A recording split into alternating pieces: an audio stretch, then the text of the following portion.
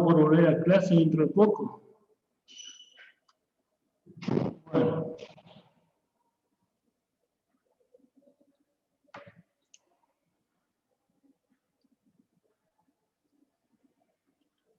Ahora me toca dar lo de, dentro de lo del neuro, accidente cerebrovascular.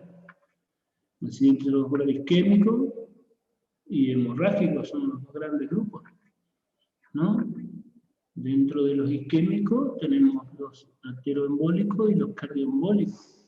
Y dentro de los hemorrágicos tenemos el hematoma intracerebral espontáneo, la hemorragia subaracnoidea, y después tenemos el subdural y el extradural. Eso seguramente vamos a ir viendo en el transcurso de este tiempo que nos toca discutir un rato.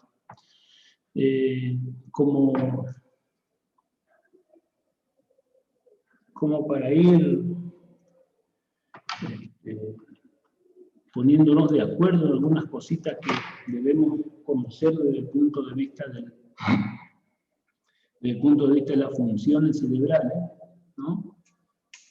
Un aspecto que por lo menos tienen que tener idea qué es lo que pasa con la corteza, la sustancia gris, la sustancia blanca, las vías de asociación, cápsula interna, tálamo, rodilla posterior y anterior de la cápsula interna, ¿no? Lo que pasa con los pedúnculos cerebrales, qué es lo que hay ahí, qué vía de asociación hay, si hay algún núcleo, algún par craneal, pedúnculo, protuberancia y bulbo, ¿no? Que pares craneales nacen a esa altura, cosa de que si en algún momento nosotros hablamos de alguna localización topográfica en particular, tengamos idea de qué puede estar afectado, digamos, ¿no?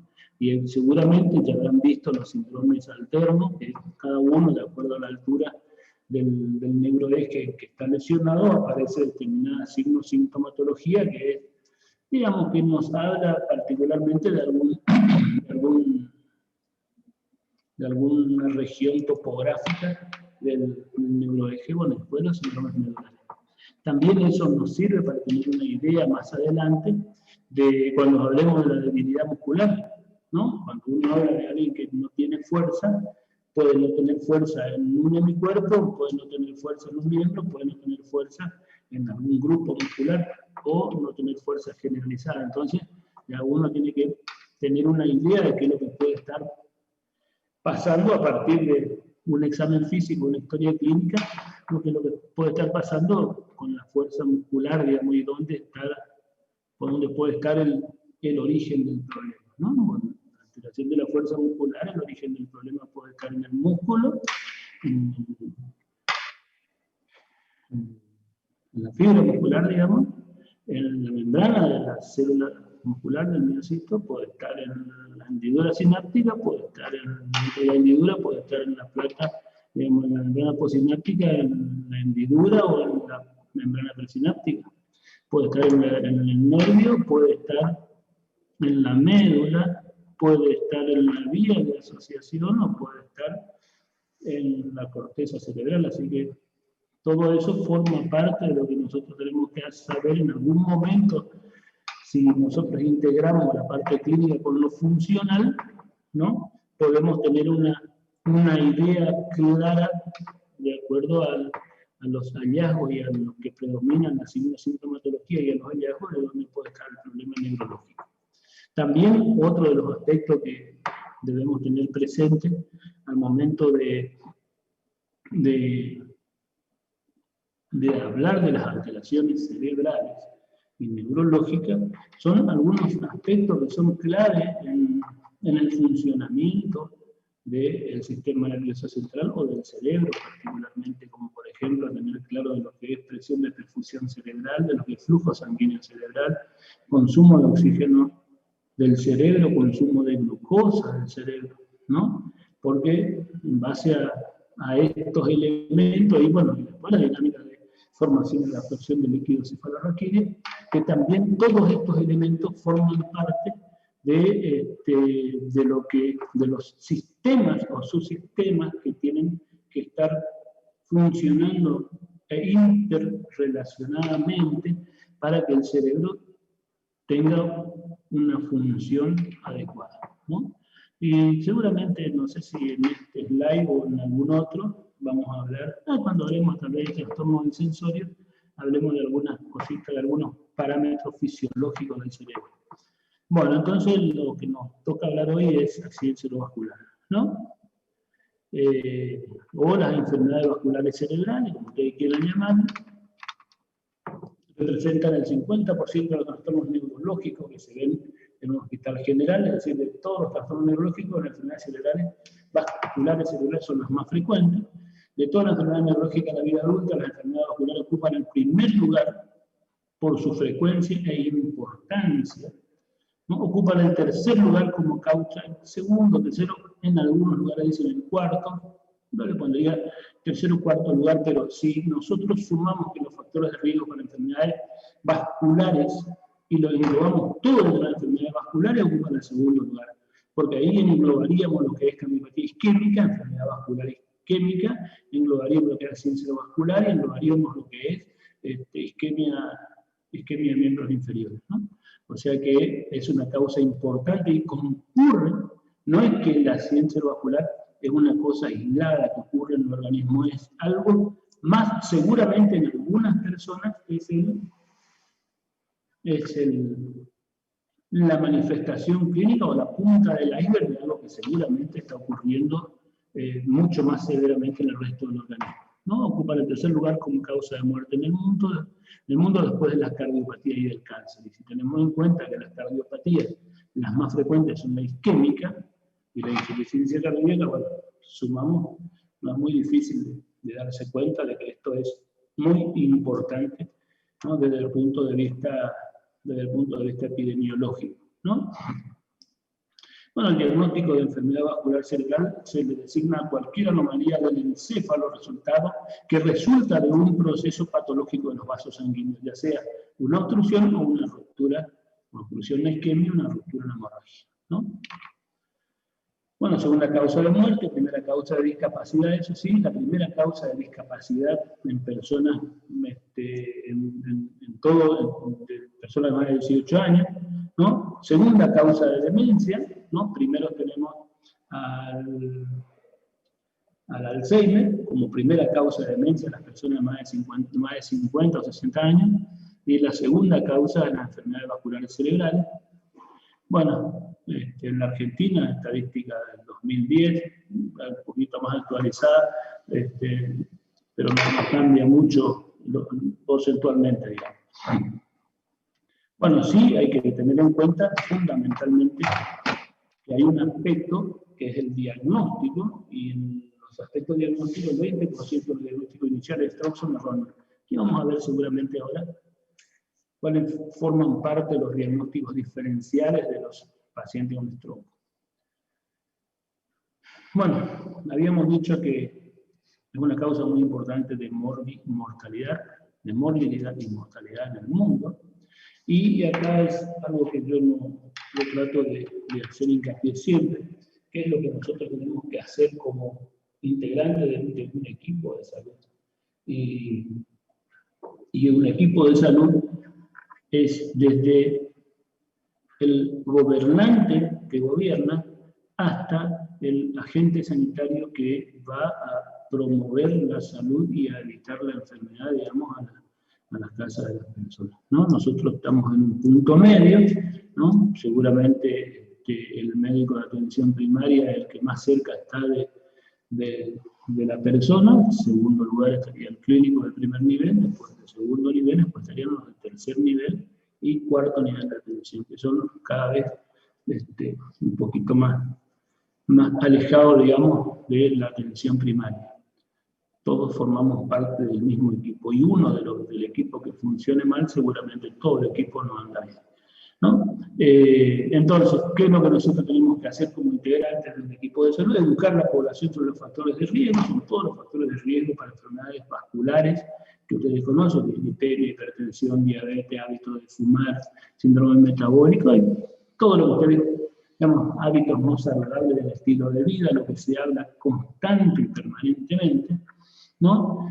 Reducir la incidencia con la adecuada prevención de los factores de riesgo, caemos exactamente en lo mismo, ¿no? Educar a la población sobre la presentación para consulta precoz, es decir, acá estamos hablando de algunas manifestaciones iniciales que pueden ser como el aviso de lo que va a ocurrir más adelante, por ejemplo, que se llama urosis fugaz, como por ejemplo parece transitoria, como por ejemplo alguna alteración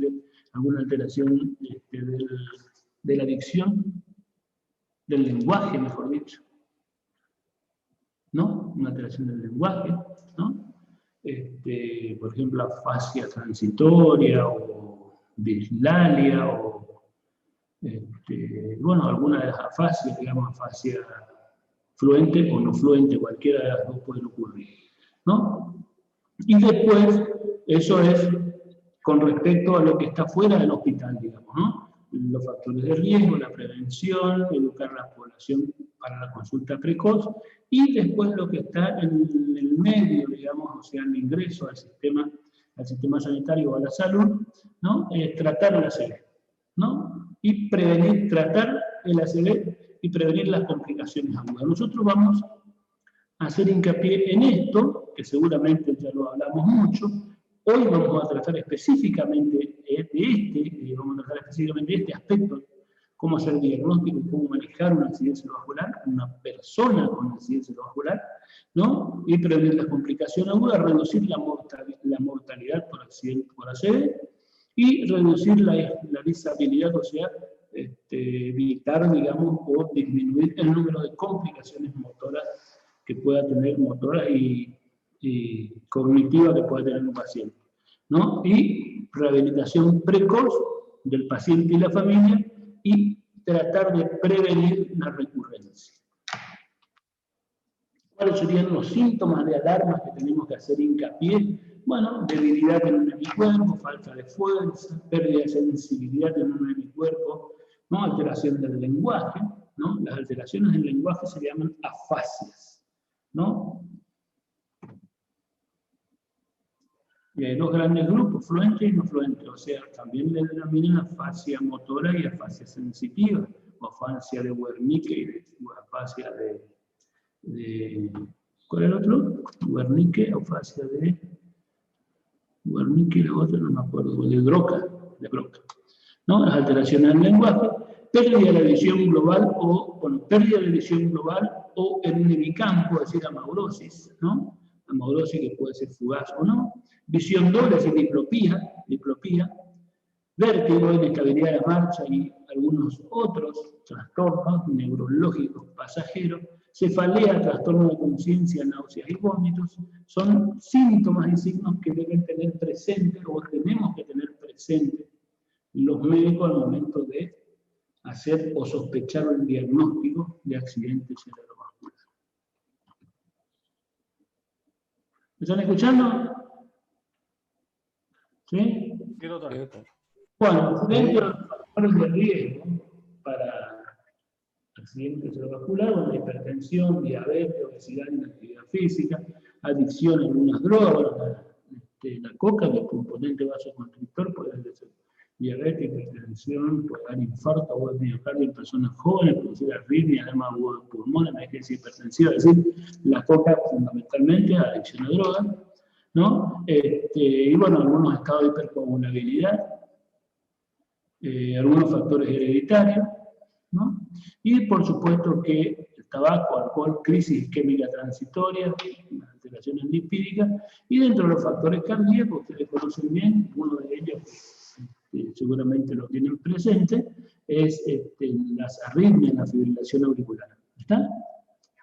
Como factores de riesgo, de hecho, un paciente que no le podemos revertir el ritmo sinusal porque no tiene criterio de reversión, porque tiene una aurícula izquierda de tamaño muy grande que no le podemos cardiovertir, seguramente tiene indicación de control del ritmo, control de la frecuencia, mejor dicho, y anticoagulación con un ritmo de 2,5 a 3,5 para evitar o para prevenir el accidente cerebrovascular embólico, sería cardioembólico, ¿no? Bueno, ya hablando un poquito entrando un poquito más en el tema, esta es una escala que ustedes van a encontrar, hay varias escalas de Cincinnati, hay varios scores pero fundamentalmente este es uno de los scores más, scores diagnósticos más utilizados en el ámbito extrahospitalario porque lo puede realizar cualquier persona no médica, ¿no? O que no integra el equipo de salud inclusive, y las personas que integran el equipo de salud, como por ejemplo, bueno, personal de enfermería, personal de asistencia y colaboración con el equipo de salud. Y evalúa evalúa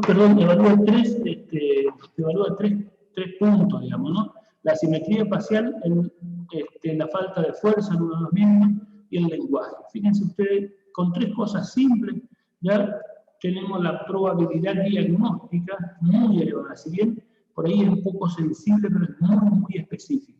¿No? Por ejemplo, nosotros le miramos, nos llaman porque hay una persona que no está bien, no se siente bien y sospechamos por los factores de riesgo, porque tiene hipertensión, porque tiene alguna arritmia, porque es dislipémico, porque es obeso, no tiene hábitos saludables de vida, no es no es habitual en esa persona. Evaluamos la simetría facial. La simetría facial, habitualmente, bueno, lo que tenemos que hacer es que nos muestren los dientes, ¿no?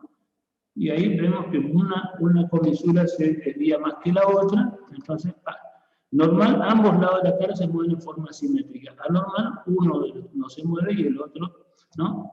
Uno se mueve bien y el otro no se mueve, ¿no? El lado que se mueve, o sea, el paréntico es el otro lado, ¿no? Descenso de los brazos, se les pide que pongan las palmas hacia arriba durante, dicen de 10 a 20 segundos, pero después de los 10 segundos seguramente uno de los brazos comienza a caer, y entonces, normal, ambos brazos se mueven igual, o se mueven, o no se mueven, pero inclusive el equivalente de esto es la tensión. Podemos hacer que nos pase el brazo, nos pase la mano y nos apriete la mano, también es otra alternativa, ¿no? Pero durante 10 segundos le hacemos que ponga el brazo dentro, ¿me ven ahí? Así sería, y uno de los brazos se cae, ¿no? Y el lenguaje. En este caso nosotros le hacemos repetir palabras o frases conocidas de las personas, ¿no? Frases, digamos, los refranes, que pueden ser lo que más las personas pueden tener conocimiento, y lo que se evalúa es cómo articula y dice la palabra, y a veces inclusive no dice la palabra, no está fácil, ¿no?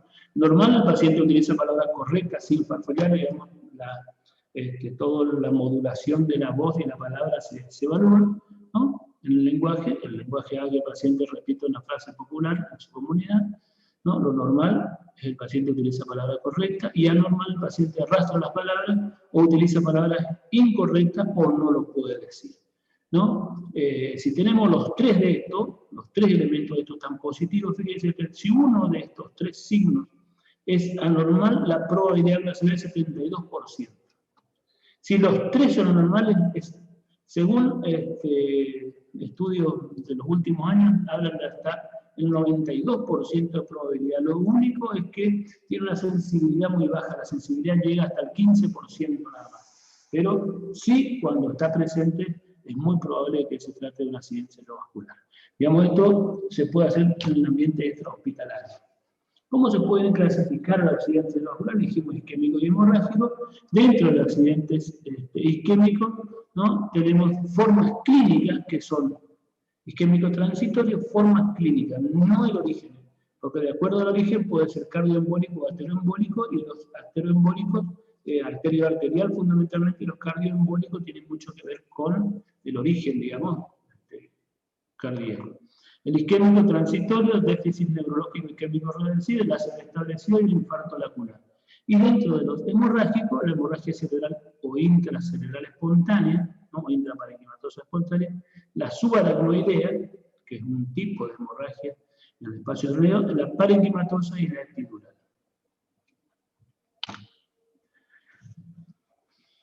¿Cómo deberíamos abordar a un paciente que vamos a concluir con el diagnóstico de accidente cerebrovascular? Bueno, todo lo que nosotros hacemos en medicina está relacionado con algunos aspectos básicos que muchas veces, por no pensarlo, es como que no lo tenemos en cuenta. ¿no? Y, digamos, de acuerdo a la circunstancia en la que estamos evaluando a una determinada persona, si nos llaman corriendo porque parece que alguien está mal, nosotros vamos y hacemos, ya entramos con una predisposición y comenzamos a actuar directamente. Ya hacemos una valoración rápida y está en relación con las causas con las que se mueren más rápido las personas.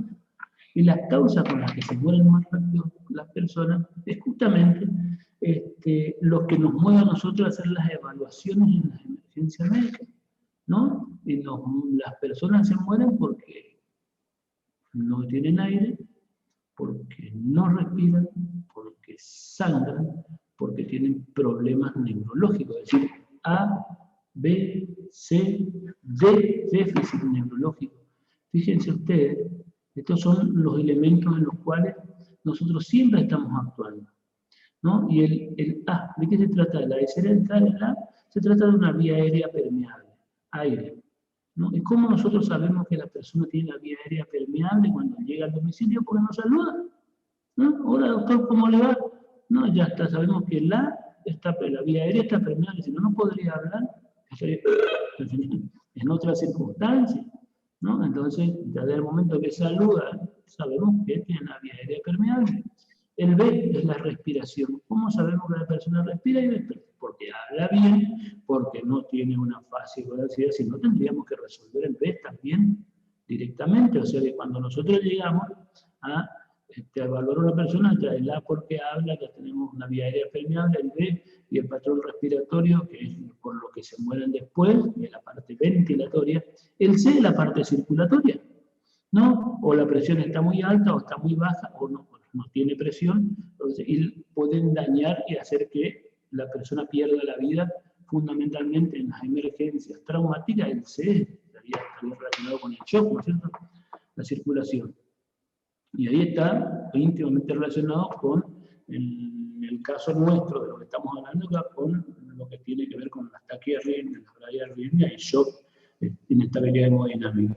Y obviamente, una vez que nosotros evaluamos bien el A, el B y el C, una vez logrado estamos continuar con el D, que sería el déficit neurológico. Y el déficit neurológico es justamente lo que estamos hablando, ¿no? Que tenemos que tratar de resolver también, ¿no? Déficit neurológico, para lo cual, si tiene un déficit neurológico, ¿no? Un signo de foco neurológico de reciente aparición y de características focales en una persona previamente normal o sana, es un accidente cerebrovascular hasta que se demuestre lo contrario. Eso tiene que quedarnos en nuestra cabeza, porque forma parte de lo que nosotros tenemos que evaluar rápidamente en muchas circunstancias y en la actualidad más aún, porque hasta hace 7, 8 años atrás no teníamos alternativa terapéutica, hoy cada vez más cerca está nuestro de la reperfusión con fibrinolisis, así que tenemos que hacer diagnóstico precoz y la conducta rápida para darle una alternativa terapéutica coherente y que realmente pueda salvarle la vida y disminuir las disabilidades. Bueno, entonces, déficit neurológico. Y el déficit neurológico clínico, y a partir de ahí, digamos, en resumen, con la tomografía nosotros orientamos mucho más acerca de la posibilidad diagnóstica, ¿no? La sospecha es ACV desde el punto de vista clínico, con la tomografía ya vemos qué tipo tiene, ¿no? Solicitar TAC de urgencia. Con la tomografía de urgencia, entonces, con respecto al déficit neurológico luego del TAC, estaríamos en condiciones de determinar los siguientes diagnósticos. De la forma clínica, si es isquémico o hemorrágico, rápidamente podemos ver, ¿no? Del territorio vascular comprometido, obviamente, rápidamente, del tipo de lesión y del mecanismo fisiopatológico. ¿Me están siguiendo hasta acá, no? ¿Sí? Por ahí, si yo no explico bien algo, o queda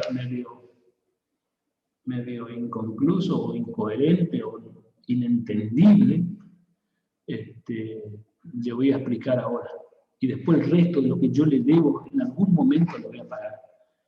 Le voy a pagar, pero es decir, le voy a mandar los power que tengo dando vueltas por ahí. Me volví como ustedes, ahora la gana. Bueno, y mentiroso, encima, bueno, no, les voy a mandar, sí. ¿Cuándo es la era esta? 2 de Creo que noviembre, comienza en doctor. noviembre. 2 o de 3 de noviembre. noviembre. O sea, ¿ya terminan las clases dentro de 2 semanas? Sí, Doc, y usted dice que vamos a volver a clase y ya está terminando ya. O sea que yo digo que vamos a volver y ustedes ya quieren irse. Y nunca me vieron la cara. Qué suerte. Y ya está, Solo por... ya está terminando ya, por eso le digo. Bueno, lo mismo, el año que viene me van a ver y va a ser peor porque voy a preguntar todo lo que me hicieron este año. Bueno, entonces de la forma clínica, ¿cuáles son las formas clínicas del ACV? Bueno, dijimos, bueno, el AIT es uno, el déficit neurológico, reversible es otro, el otro es el increscendo, el otro sería el constituido, ahí vamos a ir mirando. De la forma clínica del AIT, ¿no? Es un déficit neurológico que desaparece rápidamente sin dejar signos, generalmente en minutos, desaparece rápidamente en minutos, y en no más de media hora. Vamos a dejarlo ahí, en no más de media hora, ¿no? Hay un límite convencional de no más de 24 horas propuesto por la ONU. Esto es la forma clínica, debe desaparecer completamente antes de los 20 minutos, así básicamente en la actualidad. Pero no deja signos y eso es lo que tenemos que saber. Y también es muy difícil encontrar si se evalúan o si se realiza la neuroimagen, no se encuentra lesión a la neuroimagen. Bueno, la ausencia de signo clínico no es sinónimo de ausencia de lesión encefálica. Siempre queda algo, lo que pasa es que por el tamaño, al ser muy pequeño, menos de 1 centímetro difícilmente se ve, ¿no? O sea, lo transitorio del déficit clínico. Pero, además de lo transitorio del déficit clínico, la lesión que ocasiona el cuadro, eso persiste. Entonces, debe ser cuando nosotros sospechamos que hay un accidente isquémico transitorio, eso es una emergencia médica. Eso es el equivalente a los síndromes coronarios agudos sin ST, ¿no? A una angina inestable, exactamente la misma fisiopatología.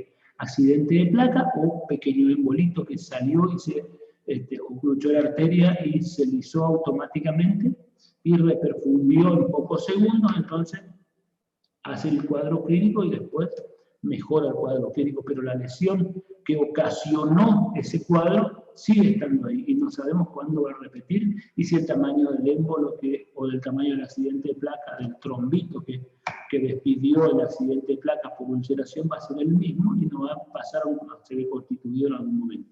Entonces, es una emergencia médica el AIT. Cuando sospechamos un AIT, debemos considerarlo como un código rojo. Así vamos a ir viendo después, código rojo, amarillo, verde, azul, ¿no? Eso seguramente al que le interesa va a discutir después. Entonces, los pacientes que hayan experimentado un AIT, en el transcurso de horas previas corren un alto riesgo de recurrencia, sobre todo si tienen una estenosis calotidia. Bueno, siempre que sospechemos AIT tenemos que buscar la fibrilación auricular, la arritmia, las extrasístolas ventriculares y ocultar soplos, ocultar ambas carótidas o posterior de acuerdo a la clínica, porque si escuchamos un soplo, seguramente el accidente de placa está ahí, ¿no? Bueno, los ataques que ocurren con un incremento en la frecuencia, es decir, aparece ahora, después aparece al otro día y después a las 6 o 8 horas, bueno, se llama día increscendo o ACV increscendo. Esto va a terminar con un ACV constituido y vendría a ser como la crónica de un ACV constituido que lo vamos viendo. Después tenemos el stroke constituido establecido.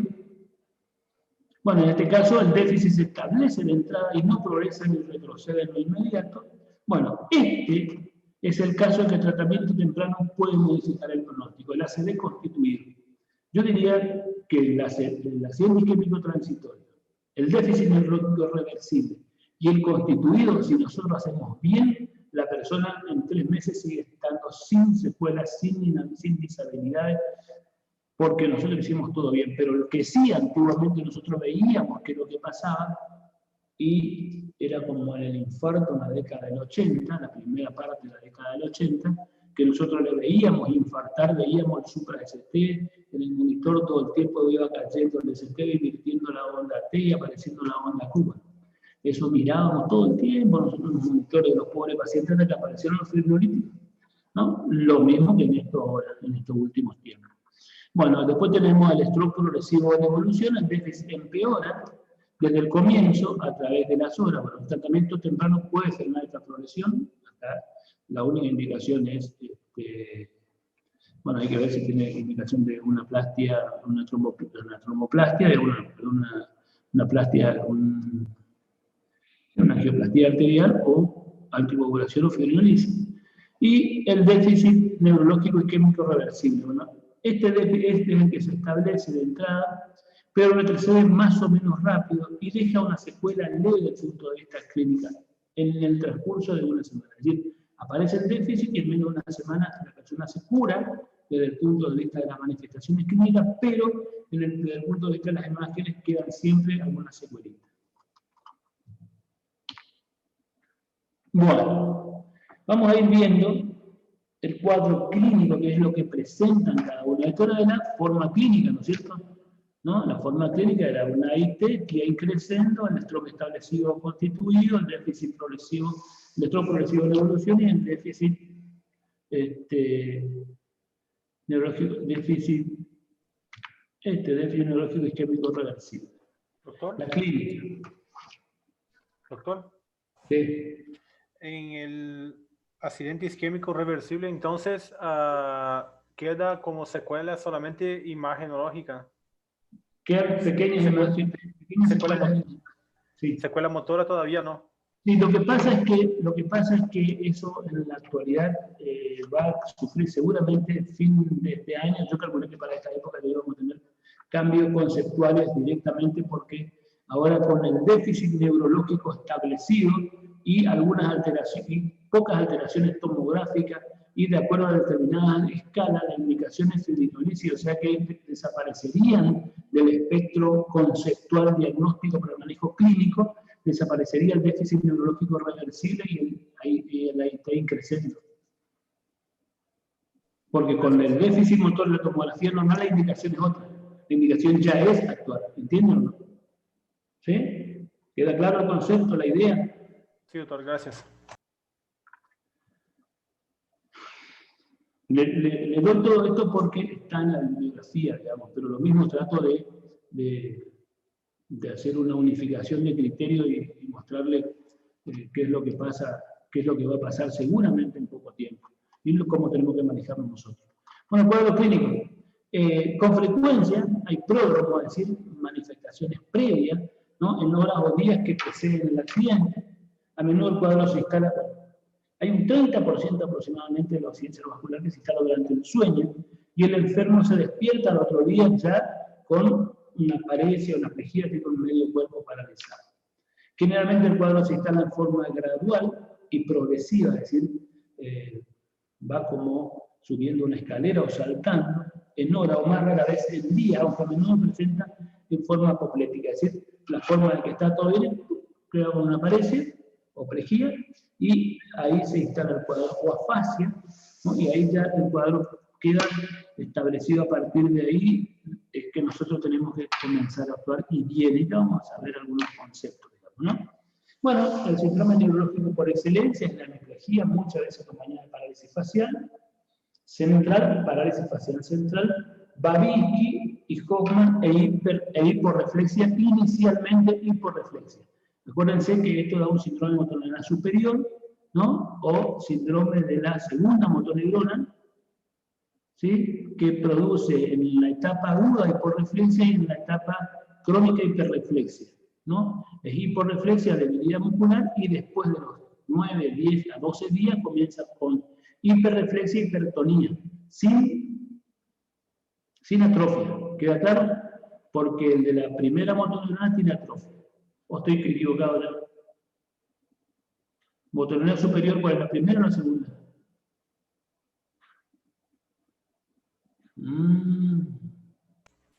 La superior es la primera motoneurona, doctor. Entonces tú dije mal. La motoneural primera, la motoneural superior. Después tenemos la motoneural inferior, que es los nervios periféricos, ¿no? Bueno.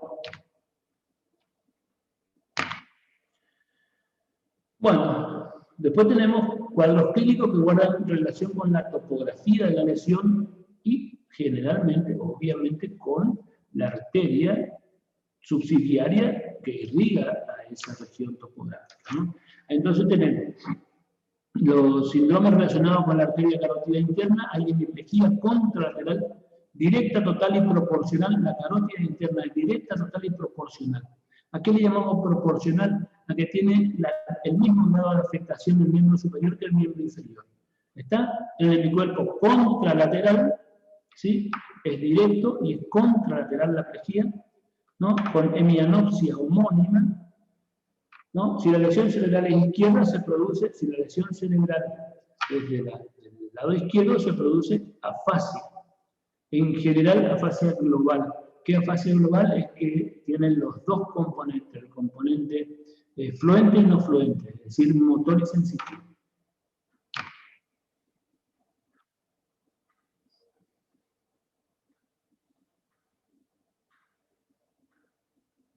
Después tenemos de la cerebral media profunda, ocurre una hemiplegia contralateral directa proporcional. Si la lesión es izquierda, hay afasia motora. Es decir, la persona entiende lo que nosotros le decimos, comprende lo que nosotros le decimos, sabe lo que quiere decir, pero no puede decir lo que quiere decir. ¿Entienden? Bueno, si no entienden, vayan a buscarlo. ¿Qué significa afasia motora? Bueno, y de la cerebral anterior, ¿se acuerdan que lo que irriga cada uno de las arterias, ¿no? Bueno, la cerebral anterior irriga todo lo que es la parte interna del lóbulo frontal y sí, la parte interna del lóbulo frontal y muy poco de la parte, un tercio o sí, un poco menos de un tercio de la parte externa del lóbulo frontal, ¿no? Con la circunvalación frontal ascendente y fundamentalmente en lo que representa el músculo motor, ahí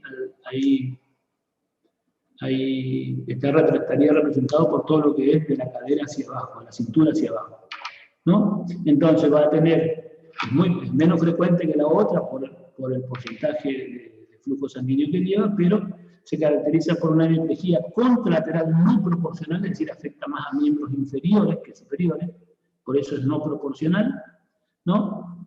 Con trastorno sensitivo en el miembro inferior, es decir, tiene alteraciones en la marcha, tiene incontinencia de esfínteres también habitualmente, y la hemiplegia es contralateral no proporcional con alteraciones en la marcha, y también puede producir algunas otras alteraciones, como por ejemplo trastorno de conducta. Y es para ahí suelen venir las demencias frontales que tienen sus particularidades.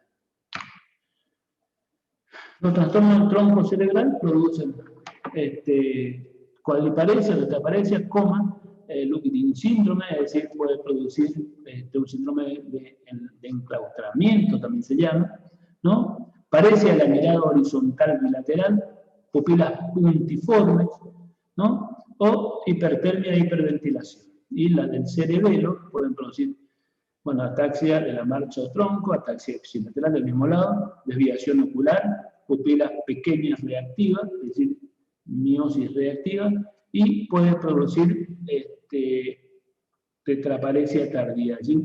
Algo parecido a lo que es el Lupin síndrome o síndrome de enclaustramiento.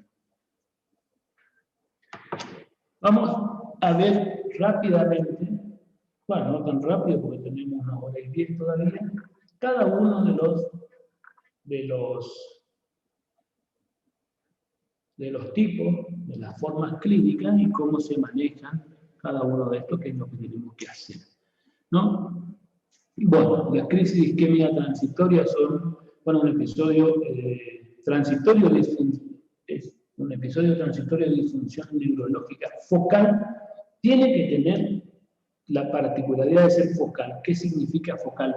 De que el elemento clínico o la manifestación clínica que nosotros observamos o nos cuentan, nos debe indicar que hay una parte del sistema nervioso central, sustancia gris o sustancia blanca, que a ese llamamos foco que está disfuncionando. ¿Está? Entonces, eso es neurología focal secundaria a isquemia en algunos de los territorios vasculares del cerebro, ¿no? Debe tener una duración menor a 24 horas y habitualmente dura menos de 20 minutos. Es un factor de riesgo para infartos cerebrales y hipertensión constituido, ¿no? Luego de un día, muchos de los pacientes presentan un infarto cerebral, hasta un 50% de los infartos aterotrombóticos, un 30% cardioembólico y un 15% de los laculares tienen antecedentes de un accidente. Fíjense ustedes que de los fundamentalmente 50 de los ateroembólicos, es decir, hizo un accidente isquémico transitorio, tenemos que escucharle porque de cada 4, 2 van a tener soplo y van a tener alteraciones seguramente placa aterosclerótica en las carótidas.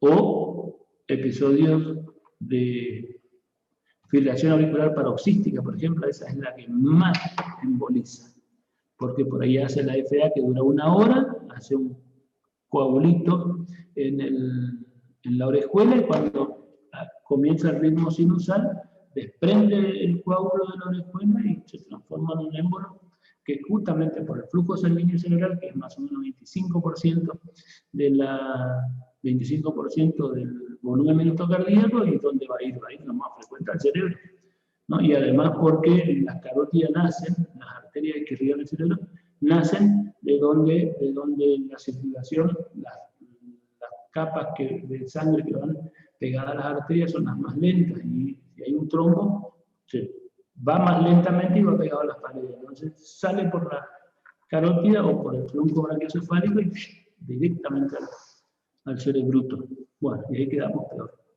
Bueno, crisis isquémica transitoria de la arteria, por ejemplo, de la carótida interna, fibrilación carotidia, amorosa y fugaz, paresia contralateral, parestesia contralateral de disartria, ¿no? Bueno, no confundir la disartria con la afasia. La afasia es un trastorno del lenguaje, la disartria es un trastorno de la dicción, ¿no? Si bien por ahí puede parecerse, no son, ¿no? La afasia, alexia, ¿no? Hemianopsia homónima. Si aparece, si se fue un trombito y se reperfundió a la circulación vertebrovascular, bueno, pérdida visual binocular o a ambos campos, diplopía, vértigo, paresia o parestesia unilateral, ataxia, disartria, disfagia, pérdida de la audición. Digamos, drop tag, la persona va caminando hasta para ahí, se cae, no sabe qué es lo que pasó, ¿no? Puede producir, bueno, cefalea y tía, y esto aparece en algunas circunstancias junto con el accidente isquémico, cefalea, ¿no? El diagnóstico diferencial del accidente isquémico transitorio, migraña con síntomas neurológicos focales, aparece, ¿no? Inclusive algunas migrañas, se ve migrañoso, está descrito, digamos, las crisis epilépticas parciales, las simples parciales, ¿no? Los trastornos metabólicos como la hipoglucemia, trastornos hidroelectrolíticos, crisis de pánico y trastornos conversivos de somatización. Es decir, la famosa crisis de histeria que se llamaban antes, ¿no? Y bueno, las crisis isquémicas transitorias difícilmente, y no produce síndrome confusionales, no produce alteración de la conciencia, solo vértigo o mareo no deben ser considerados, sí, de acuerdo a los factores de riesgo hay que evaluar al paciente, y los movimientos involuntarios. Difícilmente un accidente cerebrovascular isquémico produzca movimientos involuntarios tipo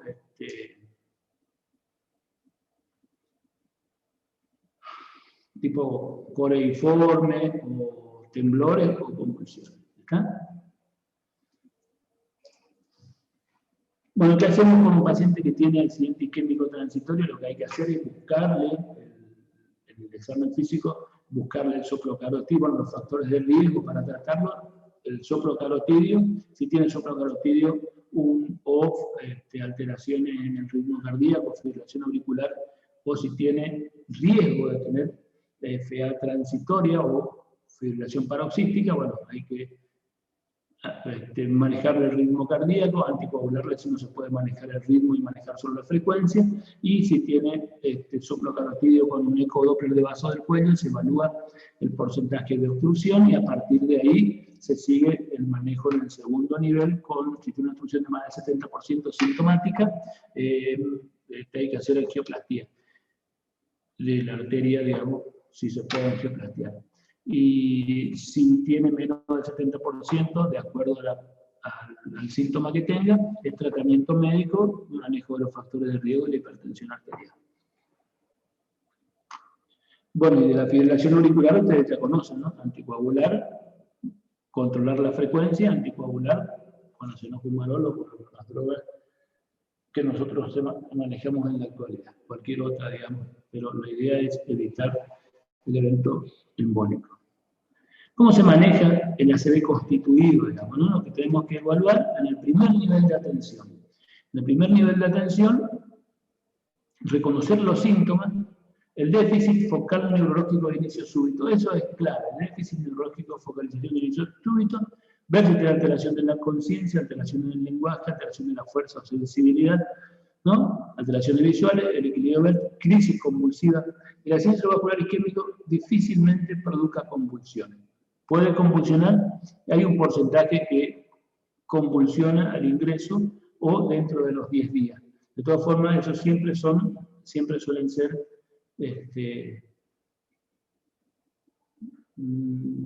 transitorios, ¿no? Lo que hay que hacer, una vez que se reconoce, es el examen físico y neurológico, que no debe demorar más de 10 minutos, y ante la sospecha del accidente cerebrovascular, ¿no? En el primer nivel de atención, es decir, en la salita o en el domicilio de la persona, ¿no? Derivar para hospitalizar. Fíjense, si los síntomas se resuelven espontáneamente, o sea que la persona le llamó y dice, sí, yo hasta recién no podía mover y ahora muevo y ahora hablo bien y no decía bien mi nombre. Bueno, y ustedes sospechan un accidente isquémico transitorio, igual se debe internar con un código rojo. No es que porque se resolvieron los síntomas, ya acá no pasa nada. Y ese suele ser un error muy frecuente. No pasó nada. No pasó nada. A veces tienen suerte, pero generalmente no tienen suerte. Hay un muchacho apellido Morínigo. ¿Quién es? Ah, ese puso la foto nomás. Ese puso la foto, mira vos. Está contestando en el chat, doctor. Dice que está presente, capaz no tiene micrófono. Ah, está con yo no, ahí se me liquida, vieron cuando contestan en el chat, no sé, yo no tengo chat ni veo el chat. Él está presente, pero no está presente. Bueno, seguimos entonces. ¿Cómo dice se que no llama? le funciona el micrófono. ¿Qué? Ahí recién habló y dice que no le funciona el micrófono. Ah, habló y no le funciona el micrófono. Escribió, perdón, escribió. La cámara tampoco porque puso una foto. Bueno, no importa. El problema va a ser dentro, para saber que les tengo presente, ¿no? Bueno.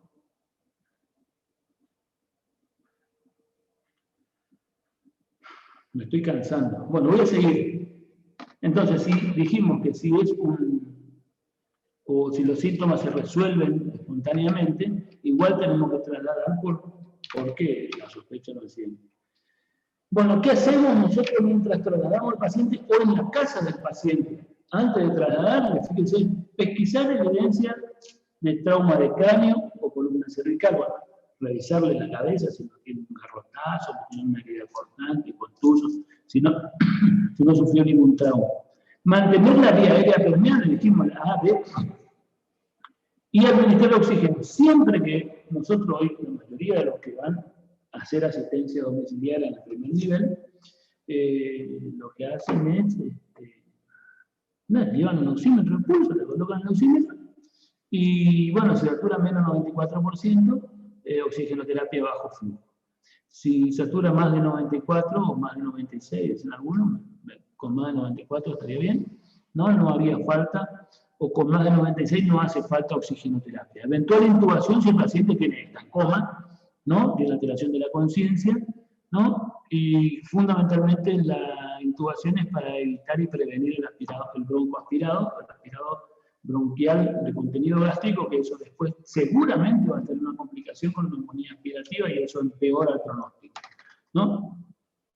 Siempre tenemos que descartar hipoglucemia, ¿no? Es decir, a veces la hipoglucemia se manifiesta en determinados valores con un trastorno, con alguna manifestación de focalización, entonces nos pueden confundir, es uno de los confundidores, digamos, la hipoglucemia, corregir la hipoglucemia si está presente, ¿no? Es la única circunstancia en la cual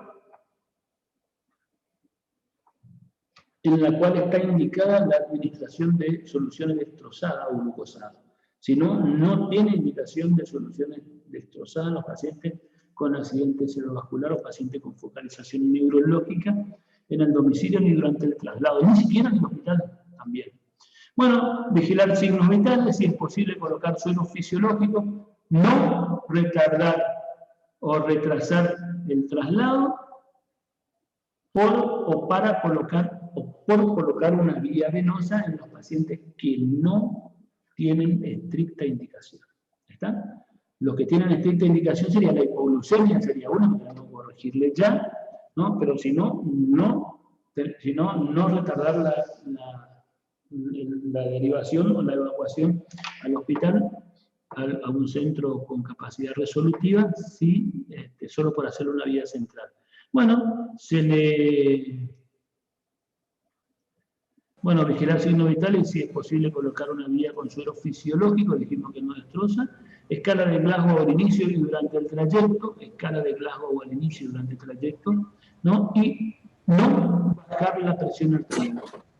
Siempre los médicos y los enfermeros, los paramédicos, hay que asesorarles y capacitarles para que en el contexto de la persona que tiene focalización neurológica, por más que tenga 100, 200, perdón, si tiene 200, 180 o 220 de tensión arterial sistólica, no hay que bajarle la tensión arterial.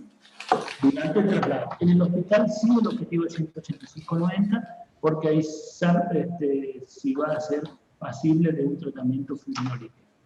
Pero si no, tampoco se le debe bajar hasta 210 milímetros de mercurio de sistólica y hasta 110 o 120 milímetros de diastólica, salvo que, y ahí viene la otra alternativa, siempre en medicina no es absoluto, salvo que esté cursando un infarto agudo de miocardio o un edema agudo de pulmón, es decir, que tenga como consecuencia de esa presión una alteración o una disección de órgano, ¿no? Que como consecuencia de esa presión esté sufriendo un órgano físico. Entonces, ictus, ACV, déficit neurológico rápida evolución, servicio de emergencia. ¿Qué es lo que hacemos una vez que llega el servicio de emergencia? Dijimos lo que tenemos que hacer en la casa, lo que tenemos que hacer durante el traslado, ¿no? Vemos grave o no grave. No grave, no tiene alteración de la conciencia, ninguna inestabilidad, observación, ¿no? Evaluación por neurología, y hay que, si es sospecha de ictus isquémico, y si es grave, unidad de cuidados intensivos neurológicos, ¿no? Esto no debe pasar desde que la persona llega, desde que el servicio de salud llega al domicilio hasta que llega al servicio de urgencia, no debe pasar más de 20 minutos a un servicio de urgencia de un lugar que pueda resolverle el problema.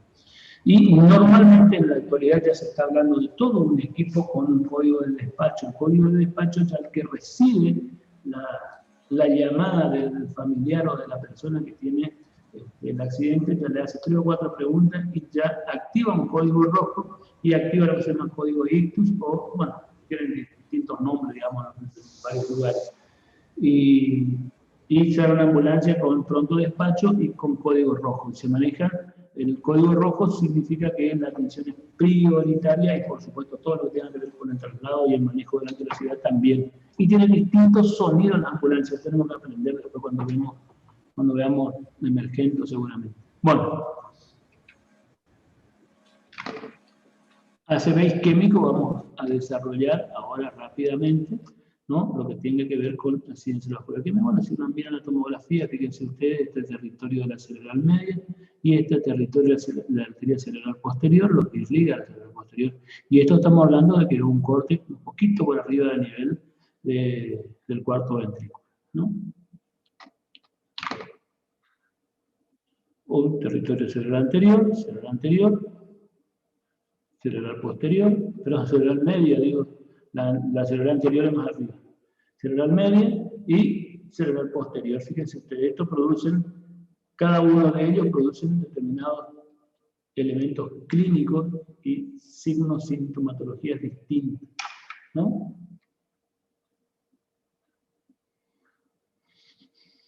Esto es lo que se llama ACV maligno, más del 30% del territorio de la irrigación de la arteria cerebral media, esto tiene una alta mortalidad, ¿no?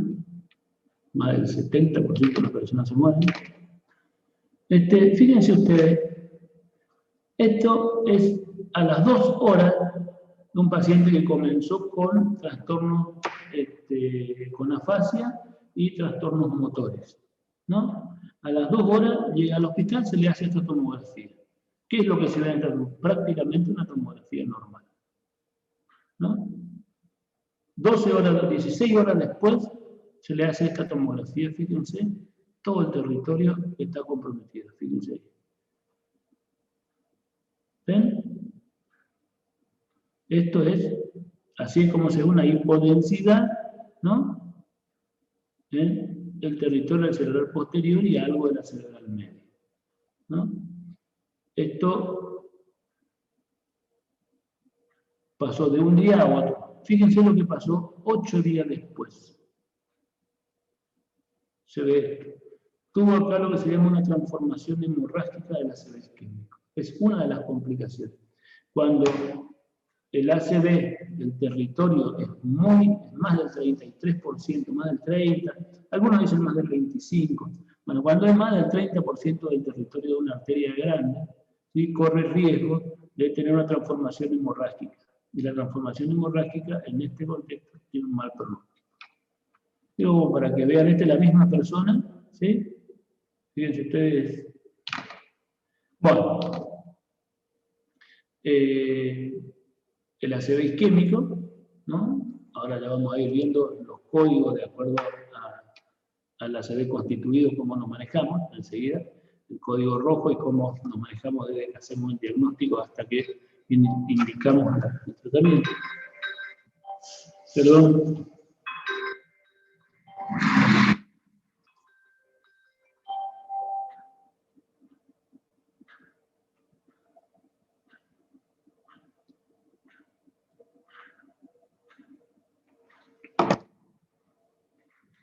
Bueno, ahora sí, no me van a molestar más.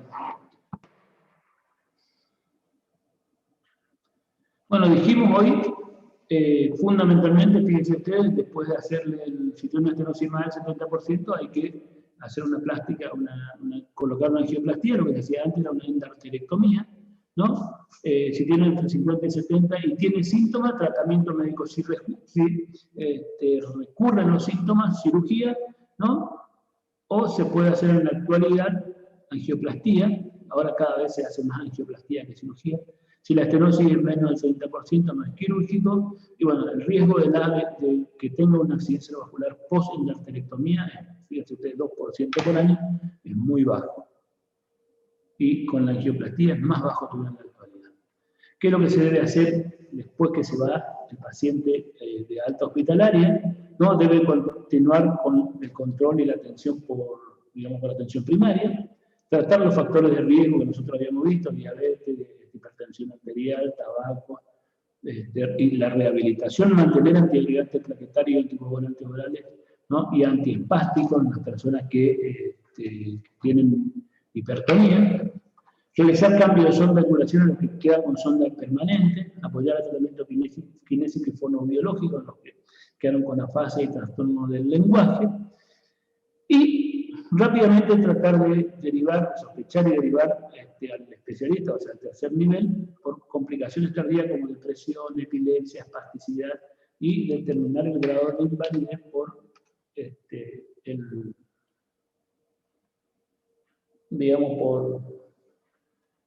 el aspecto laboral. Infarto cerebral de tipo lacunar. Rápidamente vamos a ver esto y después vamos a tratar de volver sobre el ACV constituido isquémico para ver cómo se maneja, digamos, en la actualidad el ACV embólico o cardioembólico o ateroembólico. Bueno, infarto lacunar son infartos de pequeña localización, son profundos, ¿no? Tienen menos de 15 milímetros, menos de 1,5 centímetros en la tomografía. Bueno, la laguna es una cavidad en el cerebro producto de un pequeño infarto. La hipertensión arterial es el principal factor de riesgo, el síndrome metabólico en la actualidad se considera como el principal factor de riesgo. Bueno, y hay la hipótesis de la asociación de hipertensión arterial y de enfermedad de pequeño vaso que provocan un infarto isquémicos profundos, están situados profundamente en la sustancia blanca, ¿no? Sin embargo, fíjese que un 35% de los pacientes con laguna no padecen hipertensión arterial, y esto por ahí, el problema de esto es que no tienen diagnóstico de hipertensión. Ustedes conocen muy bien que hay un grupo de personas que hacen normotensión en la consulta médica. Hay un grupo que hace hipertensión del polvo blanco, sería en la consulta médica. Digamos que hay algunas personas, muy pocos, que durante la consulta es como que por algún motivo la presión se controla y queda normal. Y esto es muy difícil de diagnosticarlo como hipertensión oculta después. Es uno de los variables de la hipertensión oculta. Bueno, la laguna, digamos, esto es la resonancia se ve mejor. Conceptualmente son lesiones de pequeño diámetro localizadas en las zonas profundas del encéfalo, ¿no? Áreas irrigadas por pequeñas arterias perforantes cerebrales procedentes del polígono de Willis. Suelen producir déficit neurológico de más de 24 horas. Déficit neurológico de más de 24 horas, pero deben encuadrar dentro de estos 5 grupos. Por ejemplo, en la década de 90 se describieron 4 síndromes laculares clásicos, que son la hemiparesia motora pura, es decir, lo único que tiene es un trastorno motor. Entonces uno debe pensar, trastorno motor, hemiparesia motora pura. Debe estar una lesión chiquitita, debe ser en la cápsula interna o en la rodilla de la cápsula interna. Porque lesiones chicas en esos lugares donde se juntan todas las fibras de asociación producen nada más que una alteración motora y el resto de las funciones neurológicas quedan conservadas, ¿no? Síndrome sensitivo puro, sería en la zona talámica, cerca del tálamo óptico, fundamentalmente. Después tenemos la paresia ocular con ataxia lateral. ¿Saben lo que es la ataxia? ¿Qué es lo que es la ataxia? ¿Cómo se evalúa la ataxia? Esto es pregunta de examen, le aviso, hermano. Si está recibiendo un oral y le preguntamos qué es la ataxia y no saben la ataxia, tendrían que irse. ¿Se acuerdan lo que es la ataxia? Y lo que es la praxia. La ataxia, profe, ¿no es la percepción de uno mismo en el espacio? Percepción de uno mismo en el espacio. O sea que si vos no te percibís en el espacio como que está volando. No sé, no es. Equilibrio. ¿Puede ser una falta de control muscular o de coordinación de los movimientos? Lo que pasa es que cada uno sabe un La poquito. ataxia no Si serían entre los los 150 me dice cada uno un poquito, seguramente yo armo el concepto. Pero nadie me dice el concepto claro. Porque tiene algo que ver con la percepción en el espacio, sí, tiene que ver. Tiene que ver con los movimientos, sí, tiene que ver. Tiene que ver con determinadas características de los movimientos, sí, tiene que ver. Pero díganme el concepto, porque es una de las funciones cerebrales.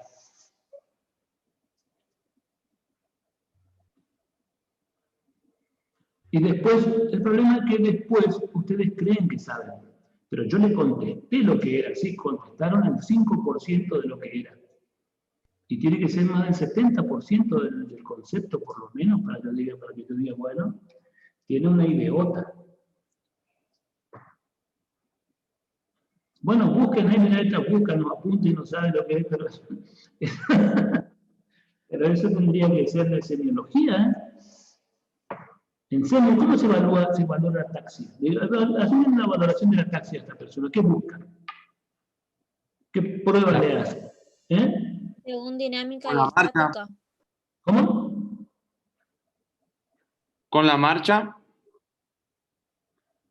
Sí. Puede ser la marcha. ¿Qué otro? Puede ser estática también con la prueba Puede ser índice estática nariz. también. ¿Y cómo se valora la ataxia estática? Con la prueba índice nariz. Ahí dice la ley, ¿qué tiene de estático eso? Si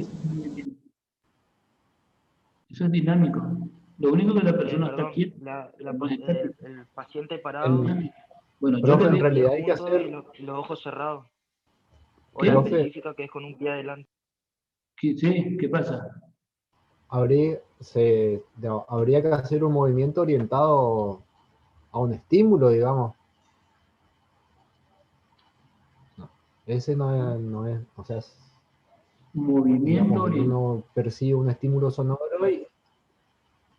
y gira la cabeza hacia donde viene el sonido, Lo que digamos, pasa es que o la lo mismo, ataxia, acuérdense estímulo que la ataxia o un- es una de las funciones que cumple el cerebelo, ¿no? Que es una de las funciones de integración. Por eso que la ataxia existe, la ataxia cerebelosa, ¿no? Que es la que nosotros, una de las de ellas, es evaluar el funcionamiento cerebeloso. ¿Y qué tiene cuál es esa función? Es la capacidad, ¿no? Que a través del estado de contracción, relajación de los músculos agonistas, antagonistas, sinergistas, protagonistas y colaboradores, de realizar un movimiento eficaz o mantener una postura. De ahí viene lo del espacio, la sensación, movimiento eficaz, índice nariz, índice, talón rodilla. La prueba de Romberg también no se puede hacer ahí. Eso es una instancia estática. Romberg y Romberg sensibilizado, eso es estático. ¿Sí? Entonces, con el Romberg yo evalúo la ataxia estática. Es mantener una postura, ¿no? Y contracción de los músculos agonistas, antagonistas, sinergistas, colaboradores, que son todos los músculos que forman parte, digamos, después tenemos la otra, que es la deflexión del vaso, y todo eso. ¿Se acuerdan? Bueno, de toda esa biología, ustedes no pueden hablarme de ataxia o taxia y no tener la idea de qué significa. Porque la pregunta va a venir, ¿qué es la taxia? Lo mismo que praxis, ¿qué es la praxis? Lo mismo que gnosia, ¿qué es la gnosia? Tienen que conocer el significado de la palabra que usan. Si no conocen el significado de la palabra que usan, yo estoy seguro de que ustedes no saben de qué están hablando. Y todos los docentes. Así que van a tener que comenzar a buscar el significado de las palabras. Y en el caso nuestro, que no sea una función del cerebelo, ¿no? Perdón, la taxia es una función del cerebelo, bueno, obviamente tienen que conocer bien la función del cerebelo como se vale. Bueno, y después tenemos el otro síndrome que es disarquia monotónica, o sea que es una paresia motora pura, síndrome sensitivo puro, paresia plural con ataxia homolateral y disarquia monotónica. Son los cuatro síndromes de la cunal. Vamos a describir entonces la paresia motora pura, paresia parálisis de un hemicuerpo, proporcional o no, generalmente no es proporcional por el tamaño de la lesión, no déficit sensitivo, o sea, no tiene alteración sensitiva visual, trastorno de la conciencia, el paciente asiste y se da cuenta y está todo el tiempo lúcido. Bueno, hacemos la tomografía y se ve en la sustancia blanca, se ve generalmente, si se lo busca ahí con resonancia, se ve seguro en la laguna. Síndrome sensitivo puro puede ser deficitario irritativo. Bueno, deficitario irritativo se afecta a las sesiones que las regiones cerca del tálamo óptico, forman parte a veces de los que son los que desencadenan los síndromes talámicos, ¿no? Afecta a la sensibilidad superficial y profunda o suroorbital. Es decir, si es deficitario, es una anestesia, una analgesia, digamos, o irritativo, los dolores que pueden desencadenar. La hemiparesia táxica, aquí aparece un síndrome piramidal, ¿sí? Asociado a una ataxia del mismo lado, y no puede realizar un movimiento eficaz ni mantener una postura, ¿no? Y el otro es disartria mano torpe, asociación de disartria, ¿no? Con paresia facial central, hiperreflexia del mismo lado, Babinski, y torpeza en la mano al escribir, ¿no? Son los 4 grandes síndromes lacunares que el pronóstico, generalmente el pronóstico en los síndromes lacunares es bueno y la recuperación es total, pero con la repetición puede llegar a los síndromes pseudovulvar o a demencia vascular. Este es uno de los síndromes que de las causas, digamos, de demencia vascular, ¿no? El tratamiento es prevenir, es tratar la hipertensión arterial, ¿no? Y en los casos producidos por la dermatosis, usar antiagregantes plaquetarios, ¿no? Y no, en general, no están indicados los anticoagulantes, ¿sí? Los antiagregantes. Vamos a hablar de accidente vascular hemorrágico, hematoma intracelular espontáneo, representan el 10%, bueno, los más frecuentes son los accidentes cerebrovascular isquémicos. Más o menos el 80% de todos los ACV son isquémicos. Después tenemos los hemorrágicos, el hematoma intracelular espontáneo, el 10% que es este que vamos a ver ahora, y después la hemorragia subaracnoidea. Bueno, representan el 10% de la patología cerebrovascular, más del 50% fallecen dentro de los 30 días al comienzo, y tiene una mortalidad muy alta, ¿no? Es 2 veces más frecuente que la hemorragia subaracnoidea. Es probable que entre las patologías neurológicas agudas, esta entidad sea una de las más controvertidas desde el punto de vista del tratamiento y la etiología. Es decir, en los isquémicos, habitualmente nosotros tenemos una conducta a seguir que ya prácticamente en la CEDENTROP establecido, está consensuado en todo el mundo, en el accidente isquémico transitorio también, en la hemorragia subaracnoidea bastante aproximación hay, pero en el hematoma intracelular espontáneo todavía sigue habiendo muchas controversias. Bueno, ¿a qué nos referimos cuando hablamos de un hematoma intracelular espontáneo? Es la disrupción de tejido con ocupación de un nuevo espacio por sangre. Es decir, el hematoma es una cavidad de neoformación, disrupción de tejido ocupada por sangre, ¿no?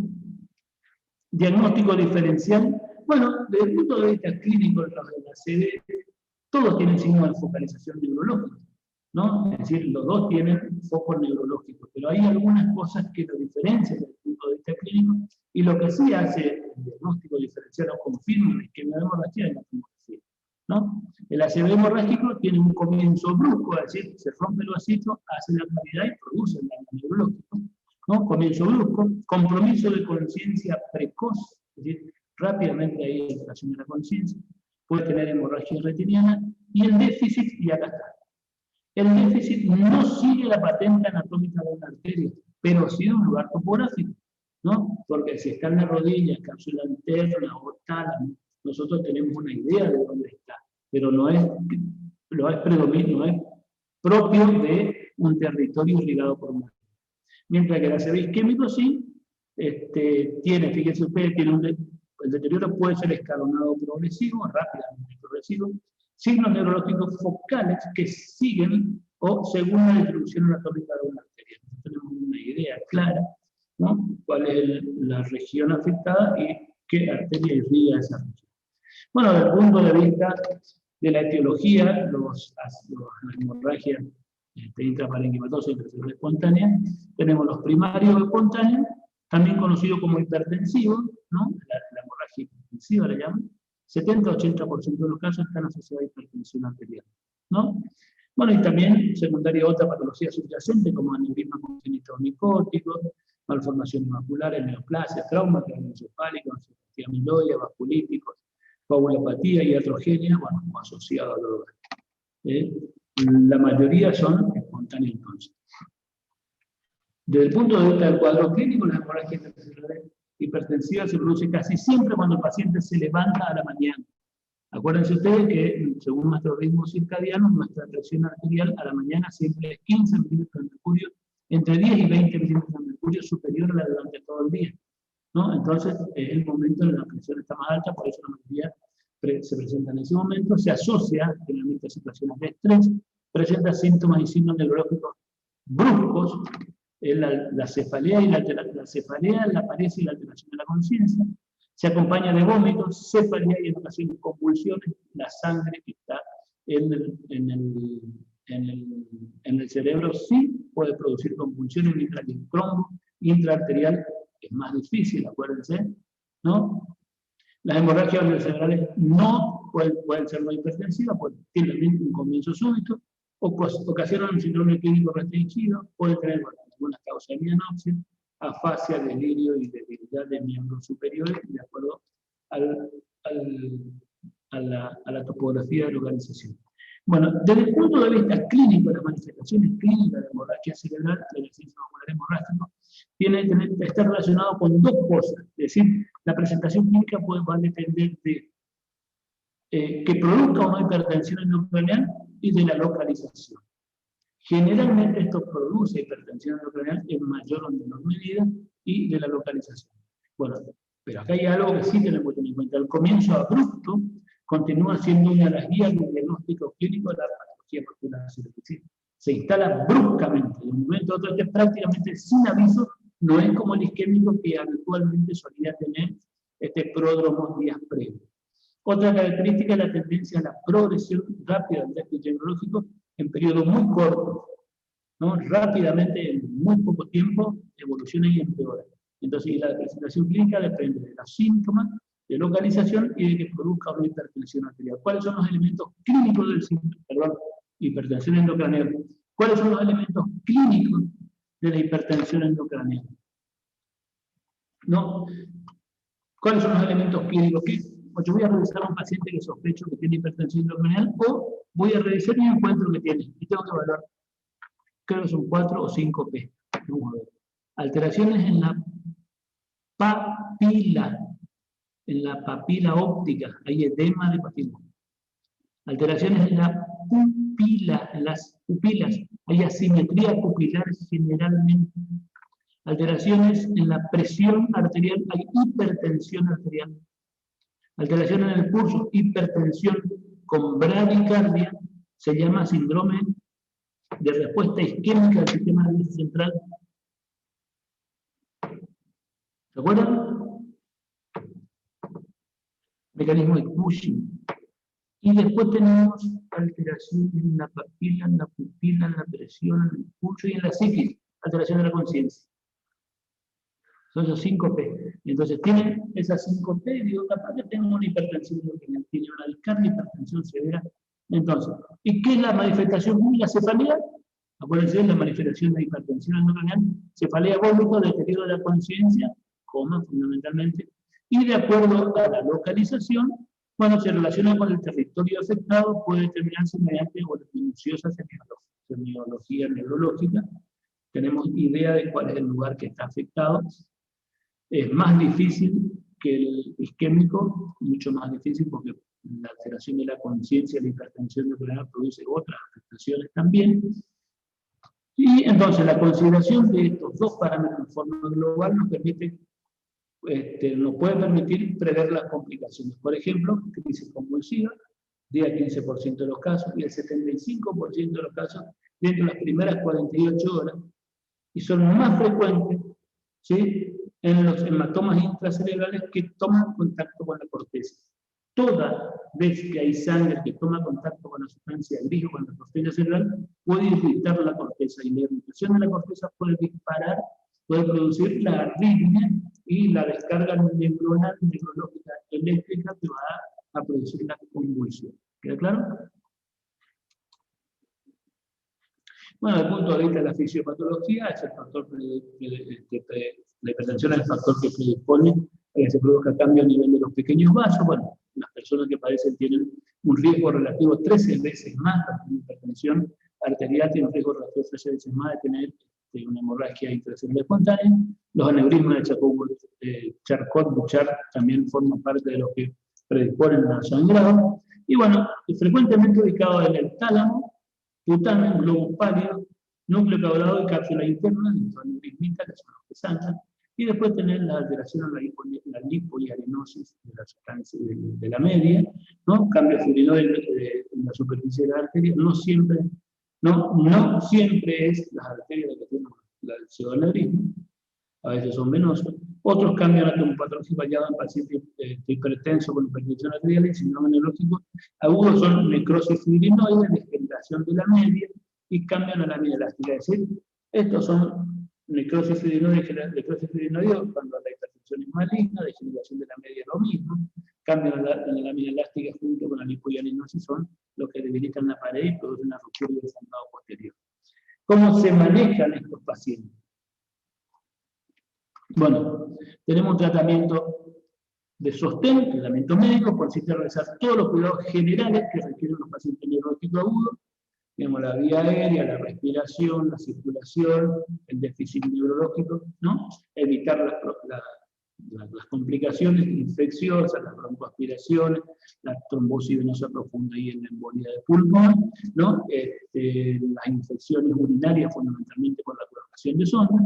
Bueno, profilaxis de las convulsiones cuando convulsionan, en la hemorragia sí, pero en el accidente cerebrovascular isquémico no. Evitar las complicaciones metabólicas, control del medio interno, es decir, las alteraciones hidroelectrolíticas, evitar la desnutrición con alimentación por una insulina temprana precoz. Y desde el punto de vista quirúrgico, todavía no hay consenso respecto a esta indicación, es decir, se supone que no tiene indicación quirúrgica. Existen tibias recomendaciones para la estereotaxia y el uso de RTPA, ¿no? Cirugía estereotáxica, licuación y aspiración, digamos, pero todavía no están arreglados.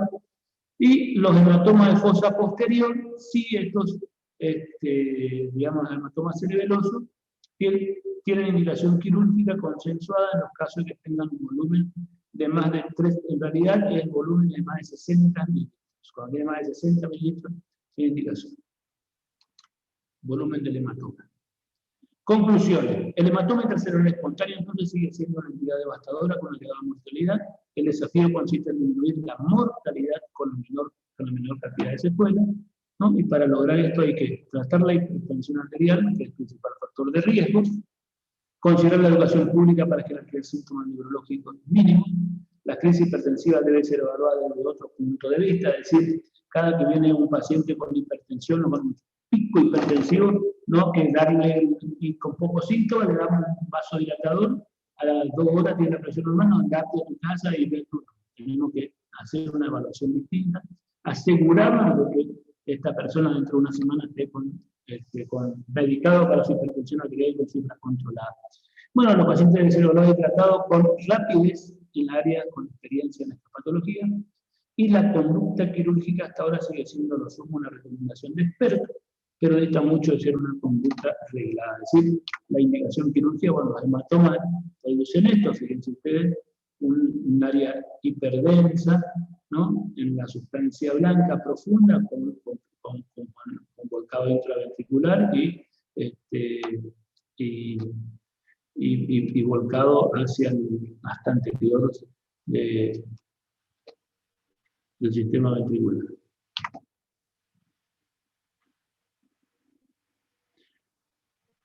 Bueno, el tratamiento de los datos se ve entonces, hay que considerar que es una emergencia médica. Todos los accidentes cerebrovasculares son una emergencia médica y debe establecerse lo que se llama el código rojo, diagnóstico precoz y hospitalización.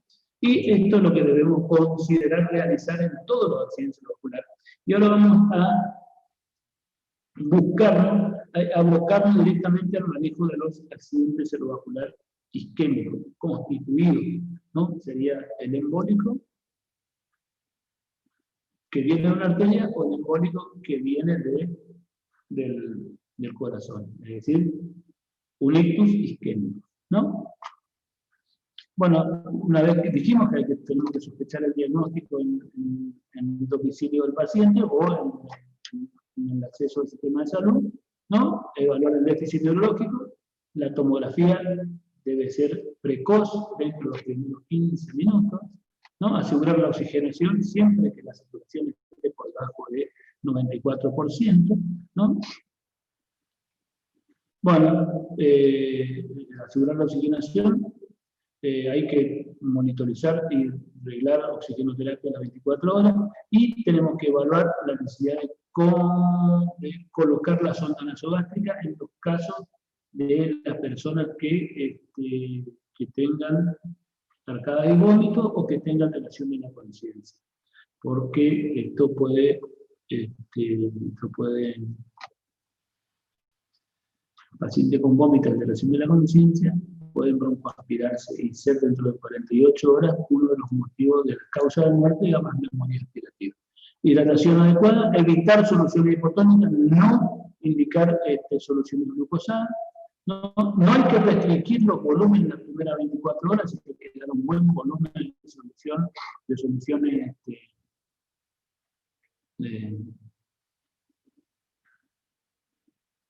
soluciones fisiológicas isotónicas, ¿no?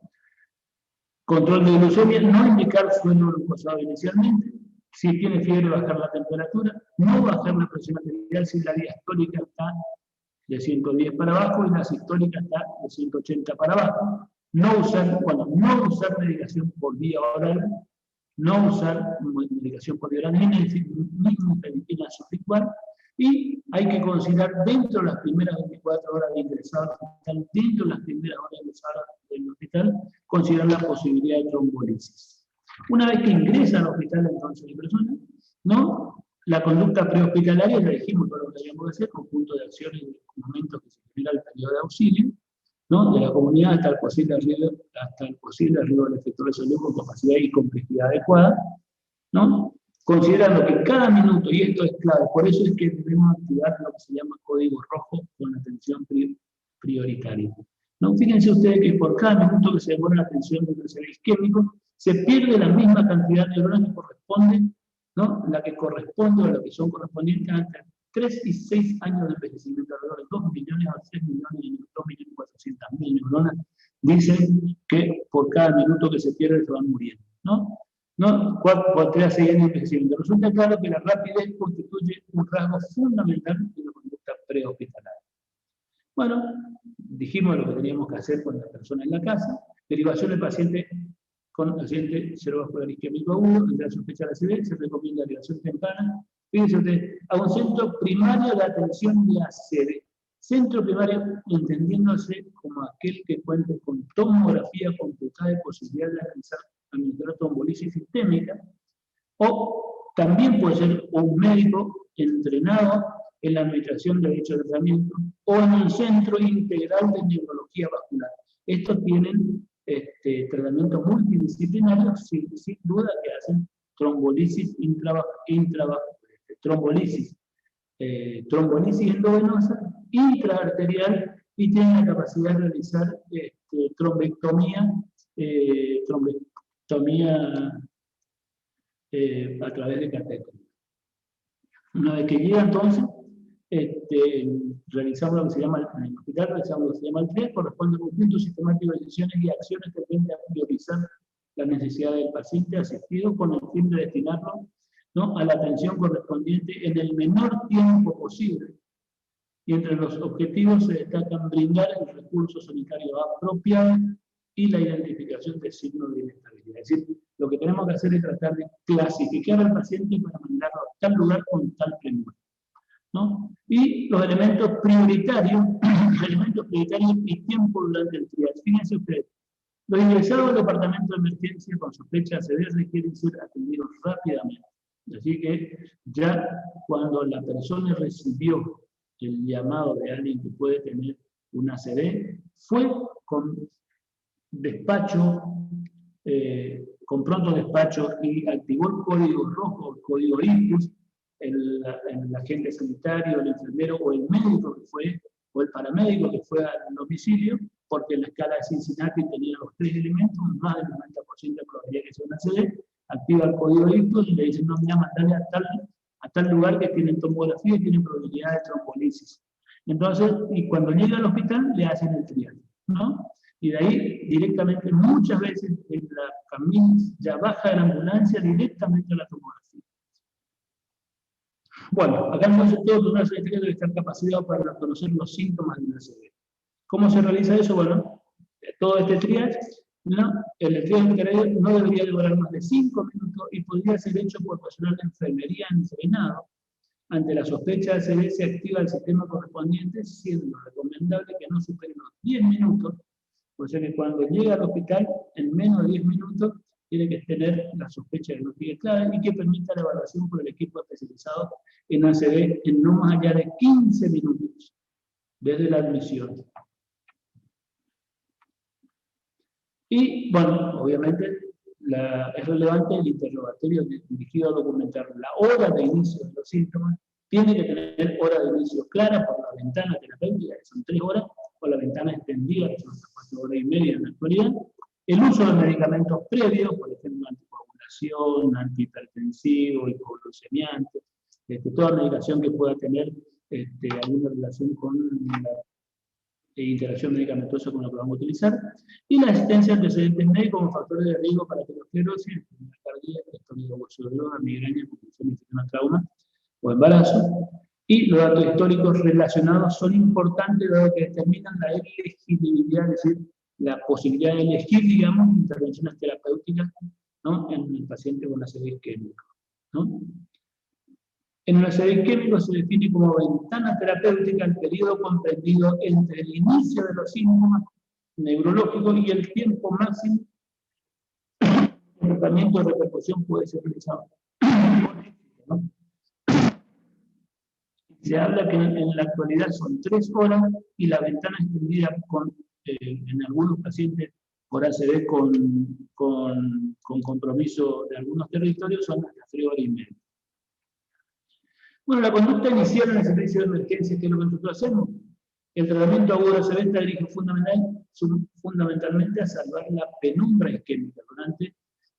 Una vez que se tapa una arteria, hay una zona que se va a morir y toda una zona alrededor que es la que es de mayor superficie, y por supuesto que al ser de mayor superficie, mayor volumen cerebral, es la zona de penumbra. Ahí está dirigido el tratamiento.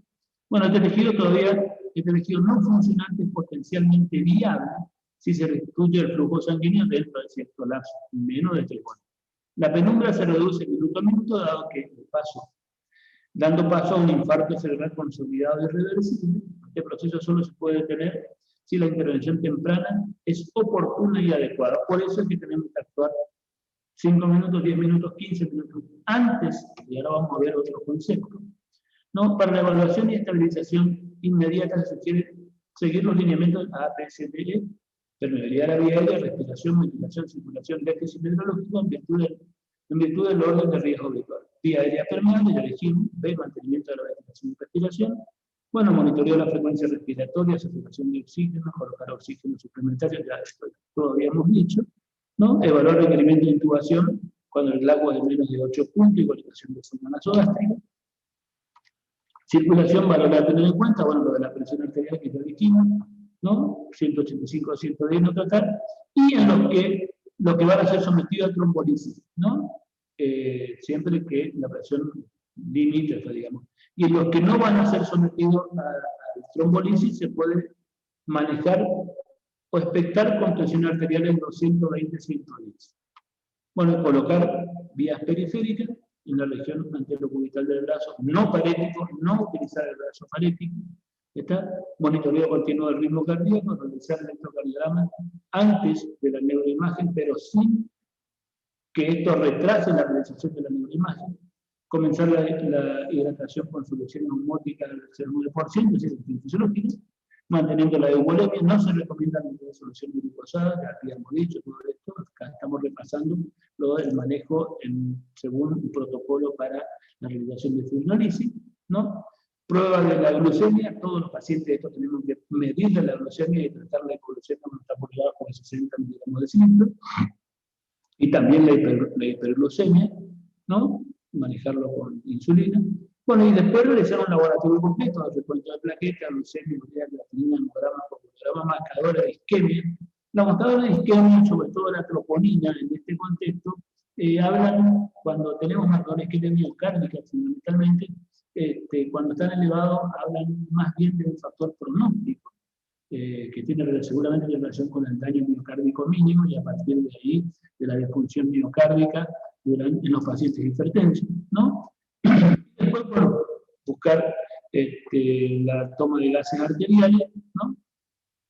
Y cuando se va a realizar y se realiza la función arterial para el análisis de gases en sangre y PO2, siempre realizar función en vasos donde se puedan comprimir, que sean fácilmente comprensibles, es decir, la radial y la perna. Bueno, controlar la temperatura corporal y vaginal, no dar nada por boca, no inicialmente hasta la evaluación de la medicación por la técnica inicialmente no dar medicación por oral ni dieta hiposódica. Bueno, fíjense ustedes, el uso de agentes diuretales permanentes debe ser evitado debido al riesgo de infección urinaria. 80% de los sondajes urinarios le quedan al paciente una ITI. Y son más o menos graves, y tienen los hombres hacen ITI complicadas casi siempre seguro, ¿no? Bueno, la posición semisentada, con la cabeza a 30 grados, ¿no? El paciente con riesgo de broncoaspiración, y posición a 0 grados en aquellos sin hipoxemia ni riesgo de broncoaspiración, es decir, las personas que estén lúcidas. Y bueno, después viene el D, el déficit neurológico, grado de compromiso, y acá lo que tenemos que evaluar es la focalización neurológica y ver y evaluar si tiene o no crisis epiléptica, si tiene, perdón, crisis convulsiva. ¿Está? Y se debe tratar con anticomerciales como habitualmente, como anticomerciales de vida media corta, puede ser lorazepam, intravenoso, y no más de 7 a 10 días de tratamiento, porque habitualmente ya se den las convulsiones. Bueno, finalmente, tanto el examen como el interrogatorio deben descartar la posibilidad de déficit. Déficit neurológico se debe a una condición que no sea una ACV, es decir, ¿qué es lo que tenemos que hacer después? Diagnóstico diferencial. ¿Está? Con los otros mimics, digamos, lo que pueden simular, ¿no? Los más frecuentes son las convulsiones, las migrañas, cuadros conversivos, y tenemos que hacer diagnóstico diferencial a hipoglucemia. Y una vez que decimos, no, esto es un accidente cerebrovascular isquémico, tenemos que iniciar un tratamiento. Bueno, hay algunos conceptos que es la hora de oro del paciente. Una vez que inicia, fíjense ustedes, en el año 2003 se estableció como objetivo de la calidad denominada cadena de supervivencia de la ACV, cuando el origen, bueno, dando origen al concepto de la hora de oro, ¿no? Que aboga por un tiempo puerta aguja de menos de 60 minutos, es decir, desde que el paciente llega a la unidad de emergencia del hospital hasta que tiene la aguja con el trombolítico, tiene que pasar menos de 60 minutos. El tiempo, cuanto menos tiempo pasa, y esto acá tiene relación con la ventana terapéutica, con el tiempo de ventana. Los primeros 10 minutos, fíjense, pacientes con sospecha severa llega a la unidad de emergencia, menos de 10 minutos de evaluación médica inicial, antecedente, toma muestra en laboratorio y la escala de stroke, la escala de stroke del servicio de salud americano, ¿no? En menos de 15 minutos aviso al equipo ACV, incluyendo el neurólogo, en menos de 25 minutos relación de tomografía del cerebro, es decir, antes de los 30 minutos de enlactar, evaluación e interpretación del átomo, 20 minutos, y antes de los 60 debe tener la aguja con el fibrolítico. Bueno, esto es por qué se realiza la tomografía temprana, cuando se plantea trombolisis de urgencia. Bueno, si los signos isquémicos aparecen, fíjense ustedes, si los signos isquémicos aparecen entre 2 y 18 horas después. Si son muy precoces, implica hipoxia severa, implica que hay más del 30% de la masa encefálica o más del 30% del territorio irrigado por una arteria. Eso habitualmente ocurre con el central medio. ¿Está? La hemorragia se puede ver rápidamente. ¿Qué significa infarto maligno? Bueno, un infarto de las arterias cerebrales medias constituye del 1 al 10% de infartos supratentoriales, y está asociado a una mortalidad del 50%, llegando hasta el 80% de pacientes no tratados. Bueno, y la causa de estas muertes son edema cerebral, aumento de presión intracraniana, se mueren por síndrome de hipertensión endocrinal subsecuente de eliminación cerebral. La principal causa de muerte es el edema cerebral focal, el cual ocurre habitualmente entre el segundo y el quinto día. El infarto maligno tiene que ver, una de las tomografías que les mostré ahí tiene más del 30% de compromiso de arterias cerebrales. Bueno, me olvidé decir que el fibrolítico, habitualmente el TPA, El TPA se utiliza una dosis de 0,9 miligramos por kilo, no más de 90 miligramos, se realiza el 10% de la dosis en los primeros bolos y después el resto en una infusión en menos de 1 hora. También hay que tener cuidado respiratorio, paciente con disminución del nivel de conciencia, mantener la posición de la cabeza 30 a 45 grados, colocar sonda nasogástrica para realizar la broncoaspiración, fisioterapia respiratoria y aspiración frecuente, esto es durante la internación, en caso de saturación de oxígeno menor a 95, administrar oxígeno, lo habíamos visto, y intubación no traqueal con glauco menos de 8. Bueno, en la enfermedad cardiovascular la habíamos visto, ¿no? Mantener el equilibrio electrolítico, solución fisiológica, más o menos 1500 mililitros 24 horas, de acuerdo al riesgo o presencia de complicaciones cardíacas y edema cerebral. No soluciones glucosadas o hipotónicas, a menos que la glucosa esté por debajo de 0,60, ¿no? Las vías venosas deben mantenerse solo, las vías venosas deben mantenerse solo si son imprescindibles para el tratamiento endovenoso y se colocará en el brazo no parético. Líquidos endovenosos deben ser por un periodo promedio de 24 horas. Omitir líquido venoso al iniciar la vía oral, es decir, una vez que le colocamos la sonda nasogástrica nos puede servir para la medicación, una vez estabilizado para la medicación, para el aporte hídrico y para la alimentación. ¿Está? El control de glucemia, ya habíamos visto todo esto, como va a ser de largo. Bueno, cuidados posturales en los pacientes que tienen alteración del sensorio y prevención de la úlcera de decúbito, digamos, cambio de decúbito cada 2 horas, ¿no? Cuidado de las vías urinarias, control de la hipertermia, prevención de trombosis venosa profunda, TBP, tromboembolismo de pulmón, con las medias o las compresiones esporádicas o la heparina de bajo peso, nosaparina, heparina, ¿está? Manejo farmacológico, protección gastrointestinal con inhibidor de la bomba protónica o bloqueante H2 y tratamiento, y por supuesto que la alimentación precoz es lo mejor que hay. Tratamiento de la hipertensión arterial, bueno, los antihipertensivos de elección son los inhibidores de la enzima convertidora. Esto en los pacientes crónicos. En el agudo, nunca utilizar medicación por vía oral. Siempre utilizar en el evento agudo, cuando ingresa en las primeras horas el paciente, utilizar la betalol. Está 10 miligramos al comienzo, si la presión está más de 120, la betalol, hasta que la presión esté en el rango de 180, 110 que habíamos dicho nosotros, que es para iniciar el tratamiento con fluidolisis, ¿no? Evitar los calcios antagonistas también en las primeras horas, porque producen vasodilatación cerebral y aumentan la presión intracraneal, ¿no? Bueno, lo antihipertensivo para atacar esta restricción para la siguiente transformación hemorrágica de coágulo isquémico, esto es, después de la internación, falla ventricular, falla renal y disfunción cardíaca. Bueno, para el manejo de la hipertensión endocraneal con edema cerebral, no utilizar esteroides, se utiliza mannitol al 20%, de 0,7 a 1 gramos por kilo de peso, en 250 administrado en 20 minutos, seguido 0,3 a 0,5 gramos por kilo, cada 4 horas, en un periodo no mayor a 72 horas, ¿no? Mantener una osmolaridad plasmática de 300 milimoles litro. Ojo, que cuando se utiliza mannitol o algún otro expansor plasmático, lo que nosotros hacemos, es producir una poliuria o una diuresis osmótica, y eso puede producir alteración hidroelectrolítica que hay que manejarlo, ¿no? Y correcciones del medicamento. Se puede utilizar furosemida en algunas circunstancias y la hiperventilación también como para manejo de la hipertensión nuclear. Pero no utilizar corticoides como utilizaba antiguamente, ¿no? Dentro del manejo farmacológico, entonces, los fármacos anticonvulsivantes, ¿no? En la enfermedad cerebrovascular aguda no se recomienda, ya que no existe ninguna información que sustente su utilidad. En el ACV isquémico, ¿sí? Como profilaxis anticonvulsivante, no. Si tiene convulsiones, sí hay que tratarlo, ¿no? Si no tiene, no hay que utilizar profilaxis, distinto a la hemorragia subarachnoidea y al hematoma intracerebral con contacto con la sustancia agrícola.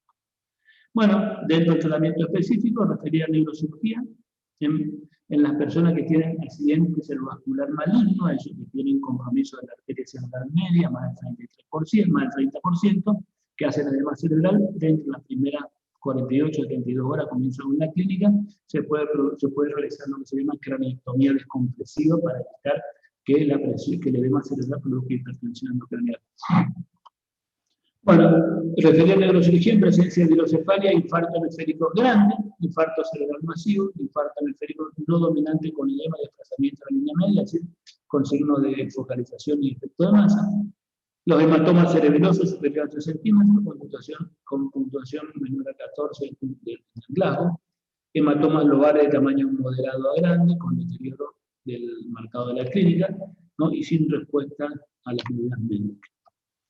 Y después tratamiento trombolítico local, ¿no? La terapia trombolítica, para la aplicación de la terapia trombolítica solo se acepta la vía venosa, lo cual debe realizarse con el RTPA, activación del plasminógeno recombinante a dosis de 0,9 miligramos kilo, dosis máxima 90, se administra el 10% de la dosis en bolos y el resto en el. ¿Quedó claro?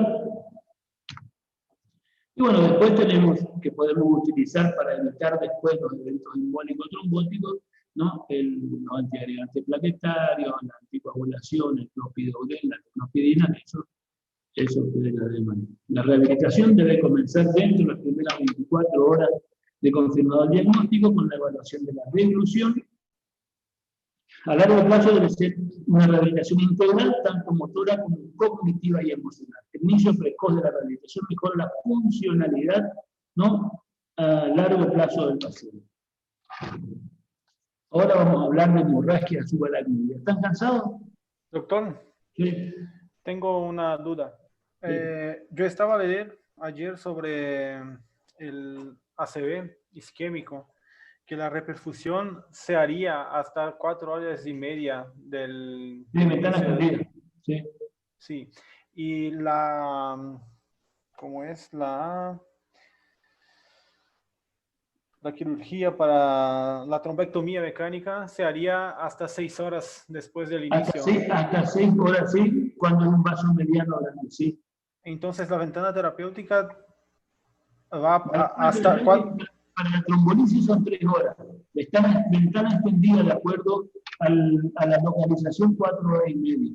Pero siempre teniendo presente el tiempo de inicio de los síntomas precisos. Si no, sitúa durante la noche.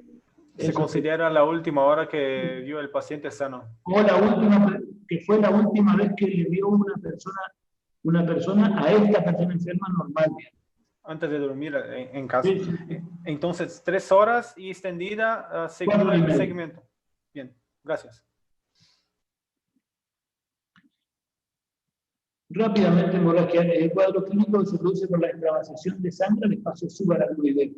Es decir, meningio, ¿no? Hay 2 grandes grupos, traumática y no traumática. Las traumáticas son las más frecuentes, ¿no? Después los traumatismos aparecen. Y las no traumáticas o espontáneas, que producidas por la ruptura del aneurisma intracraneano, idiopático, en la causa de hemorragia subaracnoidea del 70%, del 70 a 90% de los casos, alrededor de 1 a 5% de la población tienen aneurisma en las arterias cerebrales, y este porcentaje se eleva al 18% en los familiares directos de pacientes que tuvieron hemorragia subaracnoidea o tuvieron aneurisma, ¿no? Los que han sufrido hemorragia subaracnoidea de causa aneurismática tienen más riesgo de desarrollar nuevo aneurisma. Desarrollan un nuevo aneurisma, no sé por qué. En alrededor del 10% de los casos, la ataque muestra un sangrado predominantemente perimesencefálico con arteriografía negativa. Se denominan hemorragia subaracnoidea pretroncal. Generalmente tienen buen pronóstico. La hemorragia subaracnoidea pretroncal tiene buen pronóstico, se recuperan y no vuelven a repetir y no vuelven a generar aneurisma. Los únicos que son alrededor del 10% de los que tienen hemorragia subaracnoidea de causa aneurismática. El resto, el 80% de los que tienen hemorragia subaracnoidea de causa aneurismática que no son pretroncales, estos vuelven a desarrollar aneurisma durante su vida. Tengo varias tomografías y arteriografías personales. Y bueno, desde el punto de vista de las manifestaciones clínicas, ¿no? Los signos y síntomas son cefalea, náuseas y vómito, alteración de la conciencia, pérdida transitoria de la conciencia y rigidez de nuca. Todos elementos, ¿sí?, que son similares a los de la meningitis, ¿no? De hecho, produce una irritación meningia. Cefalea, irritación meningica, ¿no? Náusea y vómito, porque si hay sangre en el espacio, puede haber signos de hipertensión endocraneal. Sospecha, ¿no? Sorpresa. Alteración de la conciencia, de acuerdo al territorio y a la presión, ¿no? Y rigidez de nuca por la irritación meningica. El cuadro clínico existe antecedentes de cefaleas crónicas, de localización diversa, pero por lo general son unilaterales, pulsátiles y con proyección monocular. Unilaterales, pulsátiles y con proyección monocular, parece una migraña.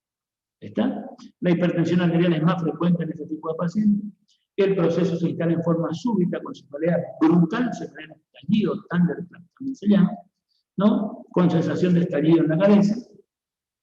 Y hay vértigo y pérdida de conocimiento que puede ser transitoria, se recupera después, pero queda con leve paresia o parestesia en el miembro, con frecuencia de estado febril, fiebre, cefalea, alteración de la conciencia, náusea y vómito. Esto es una meningita, ¿no? Hay que hacer diagnóstico diferencial con la meningita. La rigidez de nuca está presente de forma casi constante. La escala de Haney-Hess. Esto es un score que se utiliza, un score clínico, con elementos clínicos, que se utiliza para tener una idea del pronóstico fundamentalmente y una idea evolutiva de estos pacientes, ¿no? Haney-Hess 1, ausencia de síntomas o cefalea leve o leve rigidez de nuca, ¿no? Grado 2, cefalea moderada severa, rigidez de nuca, puede haber paresia o parestesia a un par craneal o a un miembro. Grado 3 tiene obnubilación, confusión, puede haber leve déficit motor, es decir, grado 3 tiene un estado confusional.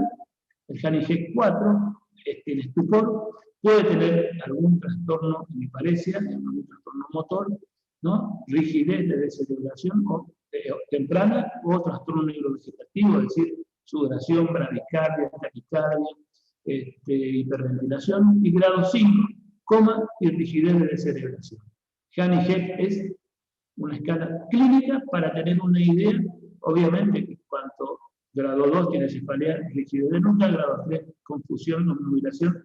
Esto es porque hay más sangre y porque el pronóstico es peor. A esto se le adosa una escala, que es la escala de Fisher, la escala tomográfica, para hacer una valoración completa, ¿no? De acuerdo a la localización, y a la cantidad de sangre, ¿no? En la tomografía, en la hemorragia subaracnoidea. Grado 1, no hay sangre detectable en la placa. Lo único que tiene es leve rigidez de nuca, fiebre, ¿no? Por ahí, desde el punto de vista clínico tiene esto, entonces uno dice que tiene una hemorragia subaracnoidea de buen grado, porque tiene un Fisher 1 y un Haney-Hess 1 o 2. Grado 2, bueno, tiene una disposición difusa de la sangre en el espacio subaracnoideo sin coágulo localizado y una capa vertical de menos de 1 milímetro, o sea, Fisher 1 o 2, y esto puede ser que se correlacione con un Haney-Hess 2 o 3 en algunas circunstancias. O sea que Fisher 1 con un Haney-Hess 1, Fisher 2 con un Haney-Hess 2, hemorragia subaracnoidea de buen grado. Estos generalmente tienen un buen pronóstico. Después tenemos la escala de Fisher 3, coágulo localizado en el espacio subaracnoideo o una capa vertical de sangre de más de 1 milímetro. Grado 3. Y grado 4, sangre intraparenquimatosa o intraventricular en ausencia de una capa gruesa de coágulo localizado en el espacio subaracnoideo. Es decir, esto puede tener una capa más gruesa, puede tener volcado intraventricular, y esto ya está hablando de Fisher grado 4. Esto habitualmente se correlaciona con Haney-Hess 3, 4 o 5. ¿Sí? Esto es lo que se denomina hemorragia subaracnoidea de mal grado. Estos tienen un pronóstico mucho más sombrío, ¿no? Tienen mayor mortalidad, desarrollan más frecuentemente complicaciones, bueno, esto es la sangre en todo el espacio subaracnoideo y con acumulación en un espacio, ¿no? Y desarrollan mucho más frecuentemente las complicaciones que son el vasoespasmo cerebral, y generalmente comienza a desarrollarse después de las 72 horas y es una de las causas de muerte en el paciente con hemorragia subaracnoidea. Bueno, las complicaciones son el resangrado y el vasoespasmo. El resangrado es cuando vuelve a sangrar y cuando vuelve la condición clínica, la hipertensión endocraniana, convulsiones, Y las complicaciones extraneurológicas, bueno, cardiovasculares, puede tener infarto, puede tener arritmia, crisis hipertensiva del pulmón, la complicación respiratoria, que es del adulto, alteraciones internas, cerebro perdedor de sal, hiponatremia o hipernatremia severa, y después las complicaciones infecciosas propias de todos los pacientes con alteración del sensorio y la disfunción multiorgánica por las complicaciones infecciosas. Bueno, acá tenemos los hematomas epi o extradural, bueno, que está entre la dura madre y el hueso, ¿sí? Entre la dura madre y el hueso, ¿no? Hay una alteración, en este caso, una ruptura de una arteria, fíjense que tiene la forma de una lente biconvexo, ¿no? O una fractura de un hueso que no puede producir, y esta es una emergencia quirúrgica. Fíjense ustedes, produce un desplazamiento rápido de la línea media, esta es una masa ocupante con signo, ¿sí? de hipertensión endorrónica, ¿no? Desplaza la línea media más de 1 centímetro. Tratamiento quirúrgico puede tener convulsiones. El subdural es de origen venoso, fíjense ustedes, tiene otras características, fíjense, no es bicóncavo, ¿no? Como el otro, fíjense ustedes, y esto es de origen venoso. Bueno, puede asociarse también a trauma, esto puede ser habitualmente, puede ser agudo o crónico, y esto hay que monitorear y a veces tiene indicación quirúrgica. Después tenemos el hematoma intracerebral traumático, esto es otra causa, ¿no?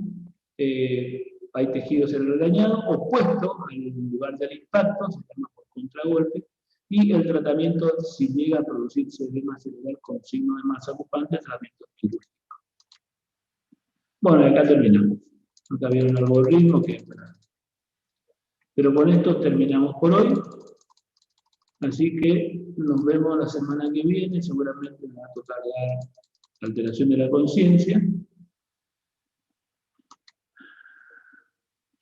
Y acá está alguien operando, tirando órganos operatorios. Bueno, nos vemos entonces. Hasta la próxima. Gracias, doctor. Chao, chao.